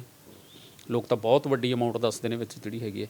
ਜੇ ਉਹ ਵਾਕਿਆ ਐਡੀ ਵੱਡੀ ਅਮਾਊਂਟ ਜਿਹੜੀ ਹੈਗੀ ਹੈ, ਉਹਨੂੰ ਮੈਂ ਪਿੱਛੇ ਜਿਹੇ ਇੱਕ ਵਾਰੀ ਸੋਸ਼ਲ ਮੀਡੀਆ 'ਤੇ ਵੈਸੇ ਹੀ ਜਸਟ ਏ ਚੈਲੰਜ, ਜਦੋਂ ਕਿਸਾਨ ਅੰਦੋਲਨ ਚੱਲ ਰਿਹਾ ਸੀਗਾ, ਪ੍ਰਧਾਨ ਮੰਤਰੀ ਨੂੰ ਮੈਂ ਕਿਹਾ ਸੀਗਾ, ਮੈਂ ਕਿਹਾ ਤੁਸੀਂ ਜੋ ਇਹ ਗੱਲ ਕਹਿ ਰਹੇ ਹੋ ਕਿ ਅਸੀਂ ਇਹ ਸਾਰੇ ਕਾਨੂੰਨ ਜਿਹੜੇ ਨੇ ਉਹ ਕਿਸਾਨਾਂ ਦੇ ਵੈਲਫੇਅਰ 'ਚ ਬਣਾਏ ਨੇ, ਤੁਹਾਡੀ ਮਰਦਾਨਗੀ, ਤੁਹਾਡੀ ਸਿਆਣਪ ਉਦੋਂ ਸ਼ੁਰੂ ਹੋਊਗੀ ਕਿ ਇਹ ਜਿਹੜੇ ਬੰਦੇ ਜਿਹੜੇ ਹੈਗੇ ਨੇ ਹੁੰਦੀ ਘੜੀ ਤੁਸੀਂ ਲਾ ਵੈਲਫੇਅਰ ਵਾਸਤੇ ਬਣਾਏ ਨੇ, ਪਰ ਇਹ ਕਹਿ ਰਹੇ ਹੈ ਕਿ ਸਾਡੇ ਕੋਲ ਤਾਂ ਹੈ ਹੀ ਨਹੀਂ ਕੁਝ ਵੀ ਖਾਣ ਨੂੰ, ਇਹ ਤਾਂ ਕਰਕੇ ਸੜਕਾਂ 'ਤੇ ਬੈਠੇ ਹੈ।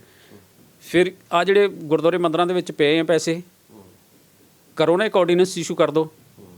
ਤੁਸੀਂ ਨੋਟਬੰਦੀ ਦਾ ਇਸ਼ੂ ਕਰਤਾ, ਤੁਸੀਂ ਹੋਰ ਵੀ ਜਿਹੜੇ ਹੈਗੇ ਆ ਉਹ ਇਸ਼ੂ ਕੀਤੇ, ਤਾਂ ਕਰ ਦਿਓ ਇੱਕ ਨੋਟੀਫਿਕੇਸ਼ਨ ਗੁਰਦੁਆਰੇ ਮੰਦਰਾਂ 'ਚੋਂ ਜਿਹੜਾ ਹੈਗਾ ਜਾਂ ਜੋ ਵੀ ਧਾਰਮਿਕ ਸਮੱਸਿਆ ਜਿੰਨੇ ਪੈਸੇ ਹੈਗੇ ਨੇ ਲਿਆਓ, ਅਸੀਂ ਇਹਨਾਂ ਦੇ ਪੈਸੇ ਕੱਢਦੇ ਹਾਂ ਵਿੱਚੋਂ। ਸਵਿਸ ਬੈਂਕ ਤੋਂ ਤੁਸੀਂ ਲੈਣ ਜਾਣੇ ਆ ਜਿੱਥੇ ਤੁਹਾਡੀ ਚਲਦੀ ਕੋਈ ਨਹੀਂ। ਭਾਰਤ 'ਚ ਰਹਿ ਕੇ ਤੁਸੀਂ ਭਾਰਤ ਦੇ ਕਾਨੂੰਨ ਜਿਹੜੇ ਹੈਗੇ ਆ ਉਹ ਕਹਿੰਦੇ ਜੀ ਅਸੀਂ ਬਦਲੀ ਕਰਕੇ ਇਸ ਨੂੰ ਭਾਰਤ ਨੂੰ ਜਿਹੜਾ ਹੈਗਾ ਇੱਕ ਪ੍ਰੋਗਰੈਸ ਦੀ ਪੱਟੜੀ 'ਤੇ ਚੜਾਵਾਂਗੇ, ਅਤੇ ਪੈਸੇ ਤੁਹਾਡੇ ਜਿਹੜੇ ਹੈਗੇ ਨੇ ਉਹ ਸਾਰੇ ਗੁਰਦੁਆਰੇ ਮੰਦਰ ਮਸੀਤਾਂ 'ਚ ਪਏ ਆ। ਕੱਢੋ ਫਿਰ ਬਾਹਰ, ਕੱਢੋ ਨੋਟੀਫਿਕੇਸ਼ਨ। ਕਿਉਂ ਡਰਦੇ ਹੋ ਤੁਸੀਂ ਵਿੱਚ ਜਿਹੜਾ ਹੈਗਾ? ਜਿੱਥੋਂ ਤੁਸੀਂ ਗੱਲ ਸ਼ੁਰੂ ਕੀਤੀ ਸੀ, ਅਸਲ 'ਚ ਇਹ ਲੋਕ ਇਮਾਨਦਾਰ ਨਹੀਂ ਹੈ ਔਰ ਝੂਠ ਮਾਰਦੇ ਹੈ, ਨਿੱਜੀ ਹਿੱਤ ਆਪਣੇ ਪੂਰੇ ਕਰਦੇ ਹੈ ਔਰ ਕੁਰਸੀ ਨੂੰ ਮਾਲ ਕੇ ਰੱਖਣਾ ਚਾਹੁੰਦੇ ਹੈ। ਡਾਕਟਰ ਸਾਹਿਬ ਇੱਕ ਇਹਦੇ ਨਾਲ ਹੀ ਜੁੜਿਆ ਹੈ ਮਸਲਾ, ਜਿਵੇਂ ਆਪਾਂ ਗੱਲ ਕੀਤੀ ਵੀ ਰਾਜਨੀਤਿਕ ਲੋਕਾਂ ਦੀ ਬੇਈਮਾਨੀ ਹੈ, ਧਰਮ ਨੂੰ ਅਸੀਂ ਜਿਹੜਾ ਪ੍ਰੈਕਟੀਕਲੀ ਆਪਣੀ ਲਾਈਫ 'ਚ ਲਾਗੂ ਨਹੀਂ ਕਰਦੇ, ਸਿਰਫ ਦਿਖਾਵੇ ਲਈ ਯੂਜ਼ ਕਰਦੇ ਹਾਂ। ਅਤੇ ਇਹਦੇ ਨਾਲ ਹੀ ਜੇ ਦੇਖਿਆ ਜਾਵੇ ਵੀ ਹਿੰਦੁਸਤਾਨ ਦੇ ਵਿੱਚ ਧਰਮ ਆਧਾਰਿਤ ਸਿਆਸਤ ਕਰਨ ਲਈ, ਮੁੱਦਾ ਰਹਿਤ ਸਿਆਸਤ ਕਰਨ ਲਈ ਜਿਹੜੀ ਅਦਾਲਤਾਂ ਨੇ, ਜਿਹੜੀ ਸਾਡਾ ਨਿਆਂ ਪ੍ਰਬੰਧ ਆ, ਜਿਹਦੇ 'ਤੇ ਇੱਕ ਆਮ ਆਦਮੀ ਜਿਹੜਾ ਵਿਸ਼ਵਾਸ ਕਰਦਾ, ਉਹਨੂੰ ਇਹ ਲੱਗਦਾ ਕਿ ਮੈਨੂੰ ਕਿਤੋਂ ਸਹੂਲਤਾਂ ਨਾ ਮਿਲੀ, ਘੱਟੋ ਘੱਟ ਕਾਨੂੰਨ ਸਾਹਮਣੇ ਅਸੀਂ ਬਰਾਬਰ ਹਾਂ, ਘੱਟੋ ਘੱਟ ਕਾਨੂੰਨ ਮੈਨੂੰ ਜਿਹੜਾ ਨਿਆਂ ਦੇਊਗਾ। ਅਤੇ ਉੱਥੇ ਵੀ ਜੋ ਦੇਖਿਆ ਜਾਂਦਾ ਵੀ ਜਿਵੇਂ ਹੁਣ ਜਿਹੜਾ ਤੀਸਤਾ ਸੀਤਲਵਾੜ ਜੀ ਦੇ ਉੱਤੇ ਜਿਹੜੇ ਉਹ ਕੀਤੀ ਗਈ ਆ, ਉਹਨਾਂ ਨੂੰ ਜੇਲ੍ਹ 'ਚ ਸਿੱਟਿਆ ਗਿਆ, 2 ਮਹੀਨੇ ਜੇਲ੍ਹ 'ਚ ਰਹਿ ਕੇ ਉਹ ਕੱਲ੍ਹ ਹੀ ਜ਼ਮਾਨਤ 'ਤੇ ਬਾਹਰ ਆਇਆ। ਇਹ ਤੋਂ ਬਿਨਾਂ ਮੁਹੰਮਦ ਜ਼ਬੈਰ ਇੱਕ ਪੱਤਰਕਾਰ ਸੀ, ਯੂਟਿਊਬਰ ਸੀ, ਜਿਨ੍ਹਾਂ ਨੇ ਗੁਜਰਾਤ ਦੰਗਿਆਂ ਬਾਰੇ ਬੋਲਿਆ ਅਤੇ ਉਹਨੂੰ ਵੀ ਜੇਲ੍ਹ 'ਚ ਸਿੱਟਿਆ ਗਿਆ। ਰਾਣਾ ਅਯੂਬ ਜਿਹੜੀ ਕੁੜੀ ਨੇ ਜਿਹੜਾ ਸਟਿੰਗ ਕਰਕੇ ਗੁਜਰਾਤ ਦੰਗਿਆਂ ਦੇ ਵਿੱਚ ਦੋਸ਼ੀ ਸੀ ਜਿਹੜੇ, ਉਹਨਾਂ ਨੂੰ ਸਾਹਮਣੇ ਲਿਆਂਦਾ ਵੀ ਕਿਸ ਤਰੀਕੇ ਨਾਲ ਦੰਗੇ ਹੋਏ। ਉਸ ਰਾਣਾ ਅਯੂਬ 'ਤੇ ਵੀ ਕੇਸ ਹੈ ਅਤੇ ਉਹਨੂੰ ਬਲਾਤਕਾਰ ਦੀਆਂ ਧਮਕੀਆਂ ਅਕਸਰ ਆਉਂਦੀਆਂ ਰਹਿੰਦੀਆਂ ਨੇ। ਅਤੇ ਇਹ ਤੋਂ ਬਿਨਾਂ ਜਿਹੜੇ ਹਰਸ਼ਮੰਦਰ ਜਿਹੜੇ IAS ਆਫੀਸਰ ਸੀ, ਜਿਨ੍ਹਾਂ ਨੇ ਗੁਜਰਾਤ ਦੰਗਿਆਂ 'ਤੇ ਲਿਖਿਆ, ਉਹਨਾਂ 'ਤੇ ਵੀ ਕੇਸ ਪਾਇਆ ਹੋਇਆ। ਅਤੇ ਸੰਜੀਵ ਭੱਟ ਜਿਹੜੇ IPS ਆਫੀਸਰ ਸੀ, ਉਹ ਵੀ ਕੇਸ ਪਾ ਕੇ ਜਿਹੜਾ ਜੇਲ੍ਹ 'ਚ ਬੈਠੇ ਨੇ। ਅਤੇ ਇੱਦਾਂ ਨਹੀਂ ਲੱਗਦਾ ਵੀ ਜਿਹੜੀਆਂ ਇਹ ਅਦਾਲਤਾਂ ਨੇ, ਸੁਪਰੀਮ ਕੋਰਟ ਆ, ਵੀ ਇੱਕ ਔਜ਼ਾਰ ਦੀ ਤਰ੍ਹਾਂ ਕੰਮ ਕਰ ਰਹੇ ਆ ਸਿਆਸਤਦਾਨਾਂ ਦੇ, ਵੀ ਜਦੋਂ ਜਿਹਨੂੰ ਚਾਹੋ, ਜਿਹੜਾ ਉਹਨਾਂ ਦੀ ਸਿਆਸਤ ਦੇ ਫਿੱਟ ਨਹੀਂ ਬੈਠਦਾ, ਉਹਨੂੰ ਉਹ ਚੱਕ ਕੇ ਅੰਦਰ ਸਿੱਟ ਦਿੰਦੇ ਆ, ਔਰ ਅਦਾਲਤਾਂ ਉਹਦੇ ਲਈ ਸੰਦ ਸਾਬਤ ਹੁੰਦੀਆਂ ਨੇ। ਕੀ ਲੱਗਦਾ?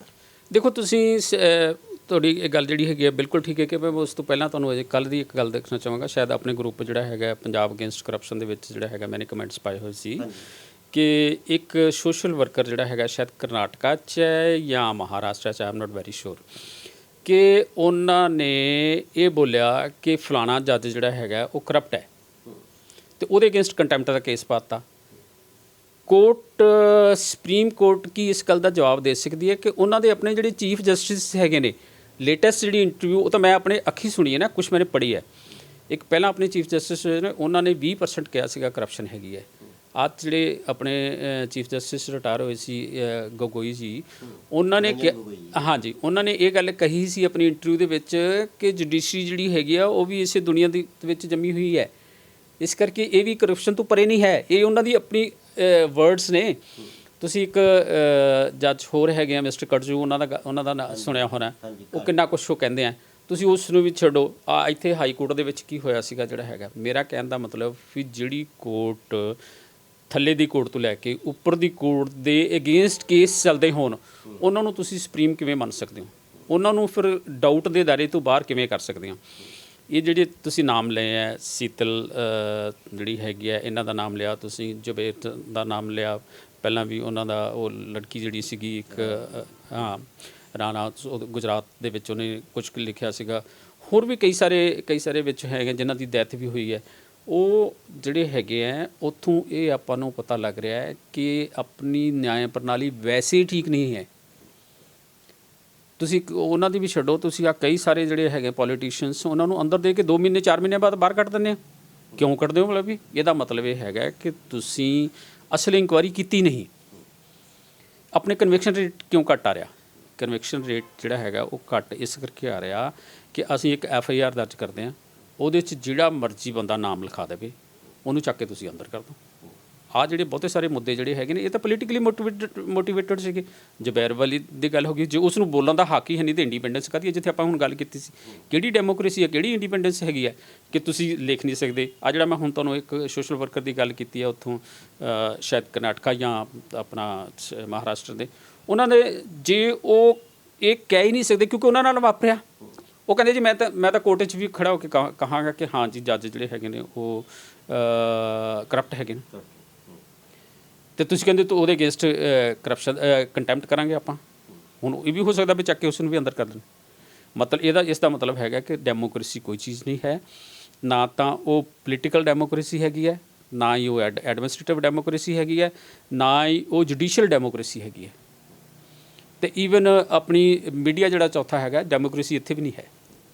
ਅੱਜ ਮੀਡੀਆ ਜਿੱਥੋਂ ਮੈंने ਗੱਲ ਸ਼ੁਰੂ ਕੀਤੀ ਸੀ ਕਿ ਤੁਸੀਂ ਕੋਈ ਵੀ ਨਿਊਜ਼ ਜਿਹੜੀ ਹੈਗੀ ਹੈ, ਉਹਦੇ ਉੱਤੇ ਲੇਬਲ ਲਾ ਦਿੱਤਾ ਜਾਂਦਾ ਹੈ ਕਿ ਫਲਾਣੀ ਕਾਸਟ ਦਾ ਬੰਦਾ ਫਲਾਣੀ ਕਾਸਟ ਦੇ ਨਾਲ ਲੜ ਪਿਆ, ਜਾਂ ਉੱਤੇ ਲਾਇਆ ਜਾਂਦਾ ਹੈ ਕਿ ਫਲਾਣੀ ਕਾਸਟ ਦੇ ਬੰਦੇ ਨਾਲ ਰੇਪ ਹੋ ਗਿਆ, ਇਹ ਧਰਮ ਦੇ ਨਾਂ ਦੇ ਉੱਤੇ, ਜਾਂ ਉਸ ਫਿਰ ਵੋਟਾਂ ਜਿਹੜੀਆਂ ਹੈਗੀਆਂ ਨੇ ਉਹ ਧਰਮ ਦੇ ਨਾਂ 'ਤੇ ਮੁਹੱਲੇ ਦੀ ਲਿਸਟ ਬਣਾਈ ਬੈਠੇ ਆ ਮਾਈਕਰੋ ਪਲੈਨਿੰਗ ਕਰਕੇ ਕਿ ਇਸ ਮੁਹੱਲੇ ਦੇ ਵਿੱਚ ਕੌਣ ਸਿੱਖ ਰਹਿੰਦਾ ਹੈ, ਇਹਦੇ 'ਚ ਕੌਣ ਹਿੰਦੂ ਰਹਿੰਦਾ ਹੈ, ਇਹਦੇ 'ਚ ਕੌਣ ਮੁਸਲਮਾਨ ਰਹਿੰਦਾ ਹੈ, ਇਹਦੇ 'ਚ ਕੌਣ ਈਸਾਈ ਰਹਿੰਦਾ ਹੈ, ਉਹਨੇ ਪਿਛਲੀਆਂ ਵੋਟਾਂ ਕਿੰਨੀ ਪਾਈਆਂ ਸੀ। ਇਹ ਕਿਹੜੀ ਡੈਮੋਕ੍ਰੇਸੀ ਹੈ?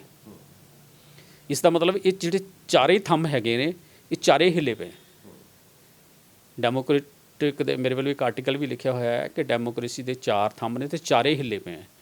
ਤੇ ਫਿਰ ਆਪਾਂ ਜਿਹੜਾ ਹੈਗਾ ਨਿਆਂ ਦੀ ਜਸਟਿਸ ਦੀ ਆਸ ਕਿੱਥੋਂ ਕਰ ਸਕਦੇ ਹਾਂ? ਸਭ ਤੋਂ ਵੱਡੀ ਆਸ ਜਿਹੜੀ ਤੁਸੀਂ ਜਿਤਾਈ ਕਿ ਆਪਾਂ ਸੁਪਰੀਮ ਕੋਰਟ ਕੋਲੋਂ ਜਾਂ ਕੋਰਟਾਂ ਕੋਲ ਕਰ ਸਕਦੇ ਹਾਂ। ਲੇਕਿਨ ਕੋਰਟਾਂ ਦੇ ਵਿੱਚੋਂ ਆਸ ਕਰਨ ਦੀ ਬਜਾਏ ਆਪਾਂ ਘਰੋਂ ਚੱਲਣਾ ਪਊਗਾ। ਮੈਂ ਇੱਕ ਵਰਡ ਯੂਜ਼ ਕਰਦਾ ਵੀ ਜਿਹੜੇ ਤੁਹਾਡੇ ਚੀਫ ਜਸਟਿਸ ਨੇ ਔਨ ਰਿਕਾਰਡ ਕਿਹਾ ਹੋਇਆ ਹੈ ਕਿ 20% ਜਿਹੜੀ ਹੈਗੀ ਹੈ ਉਹ ਕਰਪਸ਼ਨ, ਮਤਲਬ ਤੁਸੀਂ 80 'ਚੋਂ 100 ਲੈਣੇ ਹੈ, ਮਤਲਬ 20 ਤਾਂ ਤੁਹਾਡੇ ਪਹਿਲਾਂ ਕੱਟੇ ਗਏ। ਮਤਲਬ ਮੈਂ ਅੱਜ ਘਰੋਂ ਜਸਟਿਸ ਲੈਣ ਚੱਲਿਆ ਕੋਰਟ 'ਚੋਂ, ਤਾਂ ਮੈਨੂੰ ਆਪਣਾ ਹੀ ਚੀਫ ਜਸਟਿਸ ਕਹਿ ਰਿਹਾ ਹੈ ਕਿ ਭਾਈ ਤੇਰੇ ਕੋਲ ਤਾਂ 80 ਨੇ, ਸਾਡੇ ਕੋਲ ਤਾਂ 80 'ਚੋਂ 100 ਕਿਵੇਂ ਲੈ ਲੂੰਗਾ ਵੀ ਤੂੰ। ਸੋ ਅੱਜ ਆਪਾਂ ਜਿੱਥੇ ਜਿਹੜੀ ਖੜ੍ਹੇ ਹਾਂ, ਜਸਟਿਸ ਜਿਹੜਾ ਹੈ ਉਹ ਇਕੱਲਾ ਡਿਲੇ ਹੀ ਨਹੀਂ ਹੋ ਰਿਹਾ, ਉਹ ਡਿਸਕ੍ਰਿਮੀਨੇਟ ਵੀ ਕਰ ਰਿਹਾ ਔਰ ਜਿਹੜਾ ਹੈਗਾ ਉਸ ਨੂੰ ਪੋਲੀਟੀਕਲੀ ਮੋਟੀਵੇਟਡ ਹੋ ਕੇ ਬਾਰ-ਬਾਰ ਹੁਣ ਤੁਸੀਂ ਦੇਖੋ ਆ ਰਿਹਾ। ਮੈਂ ਤੁਹਾਨੂੰ ਛੋਟੀ ਜਿਹੀ ਐਗਜ਼ਾਮਪਲ ਮੈਂ ਪੰਜਾਬ ਦੀ ਦੇਣ ਤੋਂ ਨਹੀਂ ਅੰਗਰੇਜ਼ ਨਹੀਂ ਕਰੂੰਗਾ। ਕਿੰਨੇ ਦਿਨ ਇਹ ਭਾਰਤਪੂਰਨ ਆਸ਼ੂ ਬੜਕਾ ਮਾਰਦਾ ਰਿਹਾ ਕਿ ਮੈਨੂੰ ਫੜ ਲਓ ਜੀ, ਜਦੋਂ ਸਾਹਮਣੇ ਬੈਠਾ ਸੀਗਾ। ਸਿਮਰਜੀਤ ਸਿੰਘ ਬੈਂਸ ਜਿਹੜਾ ਸੀਗਾ ਉਹ ਸਾਲ 1.5 ਸਾਲ ਭੱਜਿਆ ਰਿਹਾ, ਜਦੋਂ ਕਿ ਉਹਦੇ ਅਗੇਂਸਟ ਪੀਓ ਦੇ ਆਰਡਰ ਜਿਹੜੇ ਹੈਗਾ ਆਰਡਰ ਹੋਏ ਸੀ, ਔਰ ਉੱਥੇ ਹੀ ਰਹੀ ਜਾਂਦਾ ਸੀਗਾ ਤੁਹਾਡਾ ਹੀ MLO। ਸਮੇਤ ਸੈਣੀ ਜਿਹੜਾ ਹੈਗਾ, ਕਿਵੇਂ ਰਾਤ ਨੂੰ 12 ਵਜੇ ਤੁਹਾਨੂੰ ਜਿਹੜੀ ਹੈਗੀ ਹੈ ਉਹ ਜ਼ਮਾਨਤ ਮਿਲ ਜਾਂਦੀ ਹੈ। ਇਹਦਾ ਮਤਲਬ ਹੈਗਾ ਕਿ ਨਾ ਤਾਂ ਡੈਮੋਕ੍ਰੇਸੀ ਹੈ, ਨਾ ਹੀ ਜਸਟਿਸ ਹੈਗਾ। ਅਤੇ ਅੱਜ ਆਪਾਂ ਜਿੱਥੇ ਖੜ੍ਹੇ ਹੋਏ ਹਾਂ ਉਹ ਇਸ ਕ੍ਰੋਸ ਰੋਡ 'ਤੇ ਆਣ ਕੇ ਆਪਾਂ ਖੜ੍ਹੇ ਹਾਂ ਕਿ ਆਪਾਂ ਨੂੰ ਚਿੰਤਨ ਤਾਂ ਨਹੀਂ ਆਪਾਂ ਛੱਡ ਸਕਦੇ, ਲੇਕਿਨ ਇੰਨਾ ਫਾਸਟ ਚੇਂਜ ਵੀ ਆਪਾਂ ਐਕਸਪੈਕਟ ਨਹੀਂ ਕਰ ਸਕਦੇ। ਕਈ ਵਾਰੀ ਕਈ ਲੋਕ ਨਾ ਇਹ ਜਿਹੜੇ ਚਿੰਤਨ ਕਰਨ ਵਾਲੇ ਲੋਕ ਨੇ, ਕਿਉਂਕਿ ਤੁਹਾਡੀ ਵੀ ਸੋਸ਼ਲ ਇਨਵੋਲਵਮੈਂਟ ਰਹਿੰਦੀ ਹੈ, ਮੇਰੀ ਵੀ ਸੋਸ਼ਲ ਇਨਵੋਲਵਮੈਂਟ ਰਹਿੰਦੀ ਹੈ, ਹੋਰ ਵੀ ਬਹੁਤ ਸਾਰੇ ਜ਼ਰੂਰ ਨੇ, ਆਪਾਂ ਦੋ ਹੀ ਨਹੀਂ ਹੈ, ਬਹੁਤ ਸਾਰੇ ਲੋਕ ਨੇ ਜਿਹੜੇ ਸੋਸ਼ਲੀ ਇਨਵੋਲਵ ਕਰਦੇ ਨੇ ਆਪਣੇ ਆਪ। ਉਹਨਾਂ ਨੂੰ ਫਿਰ ਇੱਕੋ ਗੱਲ ਦਿਮਾਗ 'ਚ ਰੱਖਣੀ ਪੈਂਦੀ ਹੈ, ਯਾਰ ਇਹ ਸਲੋ ਪ੍ਰੋਸੈਸ ਹੈ। ਆਪਾਂ ਨੂੰ ਜਿਹੜਾ ਹੈਗਾ ਨਾ ਉਹ ਛੇਤੀ ਜਿਹੜਾ ਹੈਗਾ, ਮੈਂ ਕੱਲ੍ਹ ਹੀ ਇੱਕ ਕੋਟੇਸ਼ਨ ਪੜ੍ਹ ਰਿਹਾ ਸੀ ਕਿ ਉਹ ਕਹਿੰਦਾ ਯਾਰ ਆਪਾਂ ਨੂੰ ਨਾ ਲੋਕ ਮਰਨ ਤੋਂ ਬਾਅਦ ਜਲਦੀ ਭੁੱਲ ਜਾਂਦੇ ਨੇ, ਆਪਾਂ ਨੂੰ ਇਸ ਕਰਕੇ ਆਪਾਂ ਨੂੰ ਬਹੁਤ ਜ਼ਿਆਦਾ ਨਹੀਂ ਆਪਣੇ 'ਤੇ ਭਾਰ ਪਾਉਣਾ ਚਾਹੀਦਾ। ਮੈਂ ਉਹਦਾ ਰਿਵਰਸ ਲਿਖ ਰਿਹਾ ਸੀ ਕਿ ਲੋਕ ਭੁੱਲ ਜਾਣ ਤਾਂ ਭੁੱਲ ਜਾਣ, ਤੁਸੀਂ ਆਪਣਾ ਜੇ ਆਪਾਂ ਸਾਰੇ ਹੀ ਛੱਡ ਬੈਠੇ ਤਾਂ ਫਿਰ ਆਪਣਾ ਬਣੂਗਾ ਕਿ ਕੁਝ ਵੀ ਨਹੀਂ ਬਣਨਾ ਫਿਰ ਤਾਂ ਆਪਾਂ। ਸੋ ਇਸ ਕਰਕੇ ਇੱਕ ਕੋਟੇਸ਼ਨ ਮੇਰੇ ਕੋਲ ਬੜੀ ਸਪੈਸੀਫਿਕ ਆਉਂਦੀ ਹੁੰਦੀ ਹੈ ਕਿ ਜਿਸ ਬੰਦੇ ਦਾ ਵਿਰੋਧ ਨਹੀਂ ਹੋਇਆ ਜਾਂ ਜਿਸ ਨੇ ਵਿਰੋਧ ਨਹੀਂ ਕੀਤਾ, ਉਹ ਨਾ ਮਰਿਆਂ 'ਚ ਅਤੇ ਨਾ ਉਹ ਜਿਉਂਦਿਆਂ 'ਚ। ਆਪਾਂ ਉਹਨਾਂ 'ਚ ਨਹੀਂ ਰਹਿਣਾ ਚਾਹੁੰਦੇ, ਆਪਾਂ ਉਹਨਾਂ 'ਚ ਰਹਿਣਾ ਚਾਹੁੰਦੇ ਹਾਂ ਕਿ ਆਪਾਂ ਵੈਲਫੇਅਰ ਦਾ ਕੰਮ ਕੰਟੀਨਿਊ ਰੱਖਾਂਗੇ, ਚਿੰਤਨ ਕਰਨ ਵਾਲੇ ਲੋਕ ਚਿੰਤਨ ਕਰਦੇ ਰਹਿਣਗੇ, ਪੋਲੀਟੀਸ਼ੀਅਨਸ ਜਿਹੜੇ ਹੈਗੇ ਨੇ ਉਹ ਵੀ ਆਪਣਾ ਕੰਮ ਕਰਦੇ ਰਹਿਣਗੇ, ਲੇਕਿਨ ਅਸੀਂ ਆਪਣਾ ਕੰਮ ਜਿਹੜਾ ਹੈਗਾ ਉਸ ਨੂੰ ਛੱਡਾਂਗੇ ਨਹੀਂ। ਨਾ ਹੀ ਅਸੀਂ ਇਸ ਗੱਲ ਦੇ ਉੱਤੇ ਛੱਡ ਕੇ ਬੈਠ ਜਾਣਾ ਕਿ ਕੋਰਟ ਮੈਨੂੰ ਕੀ ਕਹੇਗੀ, ਸਮਾਜ ਮੈਨੂੰ ਕੀ ਕਹੇਗਾ, ਪਰਿਵਾਰ ਮੈਨੂੰ ਕੀ ਕਹੇਗਾ। ਆਪਾਂ ਨੂੰ ਆਪਣਾ ਦਿੱਤਾ ਹੋਇਆ ਕੰਮ ਜਿਹੜਾ ਹੈਗਾ ਉਹ ਜ਼ਰੂਰ ਕਰਨਾ ਪਵੇਗਾ, ਕਰਦੇ ਰਹਿਣਾ। ਡਾਕਟਰ ਸਾਹਿਬ, ਇੱਕ ਲਾਸਟ ਸਵਾਲ ਮੇਰਾ ਹੈਗਾ ਵੀ 2047 ਦੇ ਵਿੱਚ 100 ਸਾਲਾ ਸ਼ਤਾਬਦੀ ਮਨਾਈ ਜਾਣੀ ਹੈ ਦੇਸ਼ ਦੀ ਆਜ਼ਾਦੀ ਦੀ, ਅਤੇ ਜੋ ਆਪਾਂ ਚਰਚਾ ਕਰ ਰਹੇ ਹਾਂ, ਜੋ ਅੱਜ ਆਪਾਂ ਗੱਲ ਕਰ ਰਹੇ ਹਾਂ, ਕਿ ਉਦੋਂ 2047 ਦੇ ਵਿੱਚ 100 ਸਾਲਾ ਆਜ਼ਾਦੀ ਦਿਵਸ ਜਿਹੜਾ ਉਹਨੂੰ ਆਜ਼ਾਦੀ ਦਿਵਸ ਕਿਹਾ ਜਾ ਸਕਦਾ ਉਦੋਂ, ਜਾਂ ਕੀ ਕਹਾਂਗੇ ਆਪਾਂ ਵੀ ਭਾਰਤ ਆਜ਼ਾਦ ਹੋ ਗਿਆ ਜਾਂ ਨਹੀਂ ਹੋ ਗਿਆ? ਦੇਖੋ, ਜਿਵੇਂ ਇਹ 75ਵੀਂ ਜਿਹੜੀ ਹੈਗੀ ਆਪਾਂ ਐਨੀਵਰਸਰੀ ਤਾਂ ਮਨਾ ਹੀ ਲਈ ਹੁਣ ਵਿੱਚ ਨਾ, ਬੜਾ ਰੌਲਾ ਸੀਗਾ ਕਿ 75 ਸਾਲਾਂ 'ਤੇ ਆਪਾਂ ਕੁਛ ਕਰ ਦਾਂਗੇ। 75 ਸਾਲਾਂ 'ਚ ਆਪਾਂ ਨੂੰ ਅੱਜ ਦੀ ਡੇਟ ਦੇ ਵਿੱਚ ਮਿਲਿਆ ਕੀ ਵਿੱਚ 75ਵੇਂ ਸਾਲ ਦੇ ਵਿੱਚ ਵੀ ਆਪਾਂ ਨੂੰ ਇਹੀ ਹੈਗਾ ਕਿ ਆਪਾਂ ਗੱਲ ਕੀਤੀ ਹੈ ਕਿ ਸੁਪਰੀਮ ਕੋਰਟ ਦੇ ਵਿੱਚੋਂ ਆਪਾਂ ਨਿਆਂ ਨਹੀਂ ਮਿਲ ਰਿਹਾ, ਆਪਾਂ ਨੂੰ ਥੱਲੇ ਵਾਲੀ ਕਿਸੇ ਸਿਸਟਮ ਦੇ ਵਿੱਚੋਂ ਨਿਆਂ ਨਹੀਂ ਮਿਲ ਰਿਹਾ, ਆਪਾਂ ਨੂੰ ਪੋਲੀਟੀਕਲੀ ਨਿਆਂ ਨਹੀਂ ਮਿਲ ਰਿਹਾ, ਆਪਾਂ ਨੂੰ ਐਡਮਿਨਿਸਟ੍ਰੇਟਿਵ ਜਿਹੜਾ ਹੈਗਾ ਤੁਹਾਨੂੰ ਕਿਸੇ ਕੋਈ ਦਫ਼ਤਰ 'ਚ ਨਹੀਂ ਮਿਲ ਜਾਂਦਾ, ਉਹਦੇ 'ਚ ਨਿਆਂ ਨਹੀਂ ਮਿਲ ਰਿਹਾ। ਮੀਡੀਆ ਸਾਡਾ ਜਿਹੜਾ ਹੈਗਾ ਉਹ ਡਿਵਾਈਡ ਕਰਕੇ ਮਿਲਿਆ, ਉੱਥੋਂ ਸਾਨੂੰ ਨਿਆਂ ਨਹੀਂ ਮਿਲ ਰਿਹਾ। ਔਰ ਜੇ ਆਪਾਂ ਨੂੰ ਨਿਆਂ ਹੀ ਨਹੀਂ ਕਦੇ ਵੀ ਮਿਲ ਰਿਹਾ, 75 ਸਾਲਾਂ 'ਚ ਨਹੀਂ ਮਿਲ ਰਿਹਾ, ਅਤੇ ਅਗਲੇ 25 ਸਾਲਾਂ 'ਚ ਕੀ ਆਪਾਂ ਕੋਈ ਜਾਦੂ ਦੀ ਛੜੀ ਆ ਜਾਣੀ ਹੈ ਵਿੱਚ ਜਿਹੜੀ ਹੈਗੀ ਹੈ। ਠੀਕ ਹੈ, ਸੋ ਮੇਰੇ ਵੱਲੋਂ ਨਾ ਉਹ ਜਿਹੜਾ ਜਰਾ ਸੋ ਟਾਈਟਲ ਜੇ ਤੁਸੀਂ ਕਹੋ ਤਾਂ ਮੈਂ ਅੱਜ ਪੜ੍ਹ ਕੇ ਸੁਣਾ ਦਿੰਦਾ ਤੁਹਾਨੂੰ। ਹਾਂ, ਮੈਂ ਆਈ ਵੁਡ ਲਾਈਕ ਕਿ ਤੁਹਾਡੇ ਸਵਾਲ ਦਾ ਜਵਾਬ ਦਰਸ਼ਕਾਂ ਨੂੰ ਦੱਸ ਦੇਵਾਂ ਕਿ ਡਾਕਟਰ ਸਾਹਿਬ ਜਿੱਥੇ ਆਰਟੀਕਲ ਲਿਖਦੇ ਰਹਿੰਦੇ ਆ, ਉੱਥੇ ਇੱਕ ਕਵਿਤਾ ਦੇ ਰੂਪ ਦੇ ਵਿੱਚ ਜਰਾ ਸੋਚੋ ਦੇ ਨਾਮ ਦੇ ਉੱਤੇ ਇਹਨਾਂ ਦਾ ਇੱਕ ਕਾਲਮ ਚੱਲਦਾ ਆ, ਉਹ ਅਕਸਰ ਉਹਦੇ 'ਤੇ ਲਿਖਦੇ ਰਹਿੰਦੇ ਆ ਜਰਾ ਸੋਚੋ ਦੇ ਵਿੱਚ, ਅਤੇ ਉਹ ਵੀ ਆਪਾਂ ਇਹਨਾਂ ਤੋਂ ਸੁਣਾਂਗੇ। ਮੈਂ ਤੁਹਾਨੂੰ ਪੜ੍ਹ ਕੇ ਹੀ ਸੁਣਾ ਦੇਣਾ ਕਿ ਜਿਹੜਾ ਹੈਗਾ ਕਿ ਅੱਜ ਦਾ ਜਰਾ ਸੋਚੋ ਕੀ ਹੈ। ਕਿਉਂਕਿ ਤੁਸੀਂ ਅੱਜ ਹੁਣ ਗੱਲ ਸ਼ੁਰੂ ਕਰ ਹੀ ਲਈਏ ਅਤੇ ਆਪਾਂ ਵੀ ਇਸ ਨੂੰ, ਔਰ ਤੁਹਾਡਾ ਸਵਾਲ ਵੀ ਉਹੀ ਹੈ ਕੀ ਹੋਏਗਾ। ਮੈਂ ਲਿਖਿਆ ਕਿ ਜਰਾ ਸੋਚੋ, ਮੈਂ ਮੰਨ ਲਿਆ ਲੋਕਾਂ ਦੇ ਕਹਿਣ ਮੁਤਾਬਕ ਹੈ ਕਿ ਡਾਕਟਰ ਠੱਗ ਨੇ, ਜਰਾ ਇਹਨਾਂ ਬਾਰੇ ਵੀ ਵਿਚਾਰ ਦਿਓ ਜਰਾ।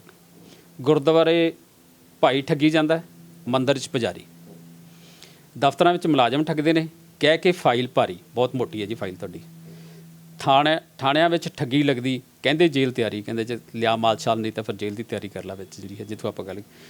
ਕੋਰਟ ਵਿੱਚ ਜੱਜ ਤੇ ਵਕੀਲ ਭਾਰੀ, ਕਹਿੰਦੇ ਕੇਸ ਜੁਝਾਰੀ, ਭਾਈ ਇਹ ਤਾਂ ਬੜਾ ਲੰਬਾ ਕੇਸ ਹੈ, ਮੋਟਾ ਮਾਲ ਹੈ, ਜ਼ਮਾਨਤ ਵੀ ਨਹੀਂ ਦੇਣੀ ਤੁਹਾਨੂੰ ਅਸੀਂ। ਸਕੂਲ ਵਿੱਚ ਮਾਸਟਰ ਠੱਗਦਾ, ਕਹਿ ਕੇ ਟਿਊਸ਼ਨ ਪਿਆਰੀ, ਉਹ ਵੀ ਠੱਗਦਾ ਉਹਦੇ ਵਿੱਚ ਜਿਹੜੀ ਹੈਗੀ ਹੈ।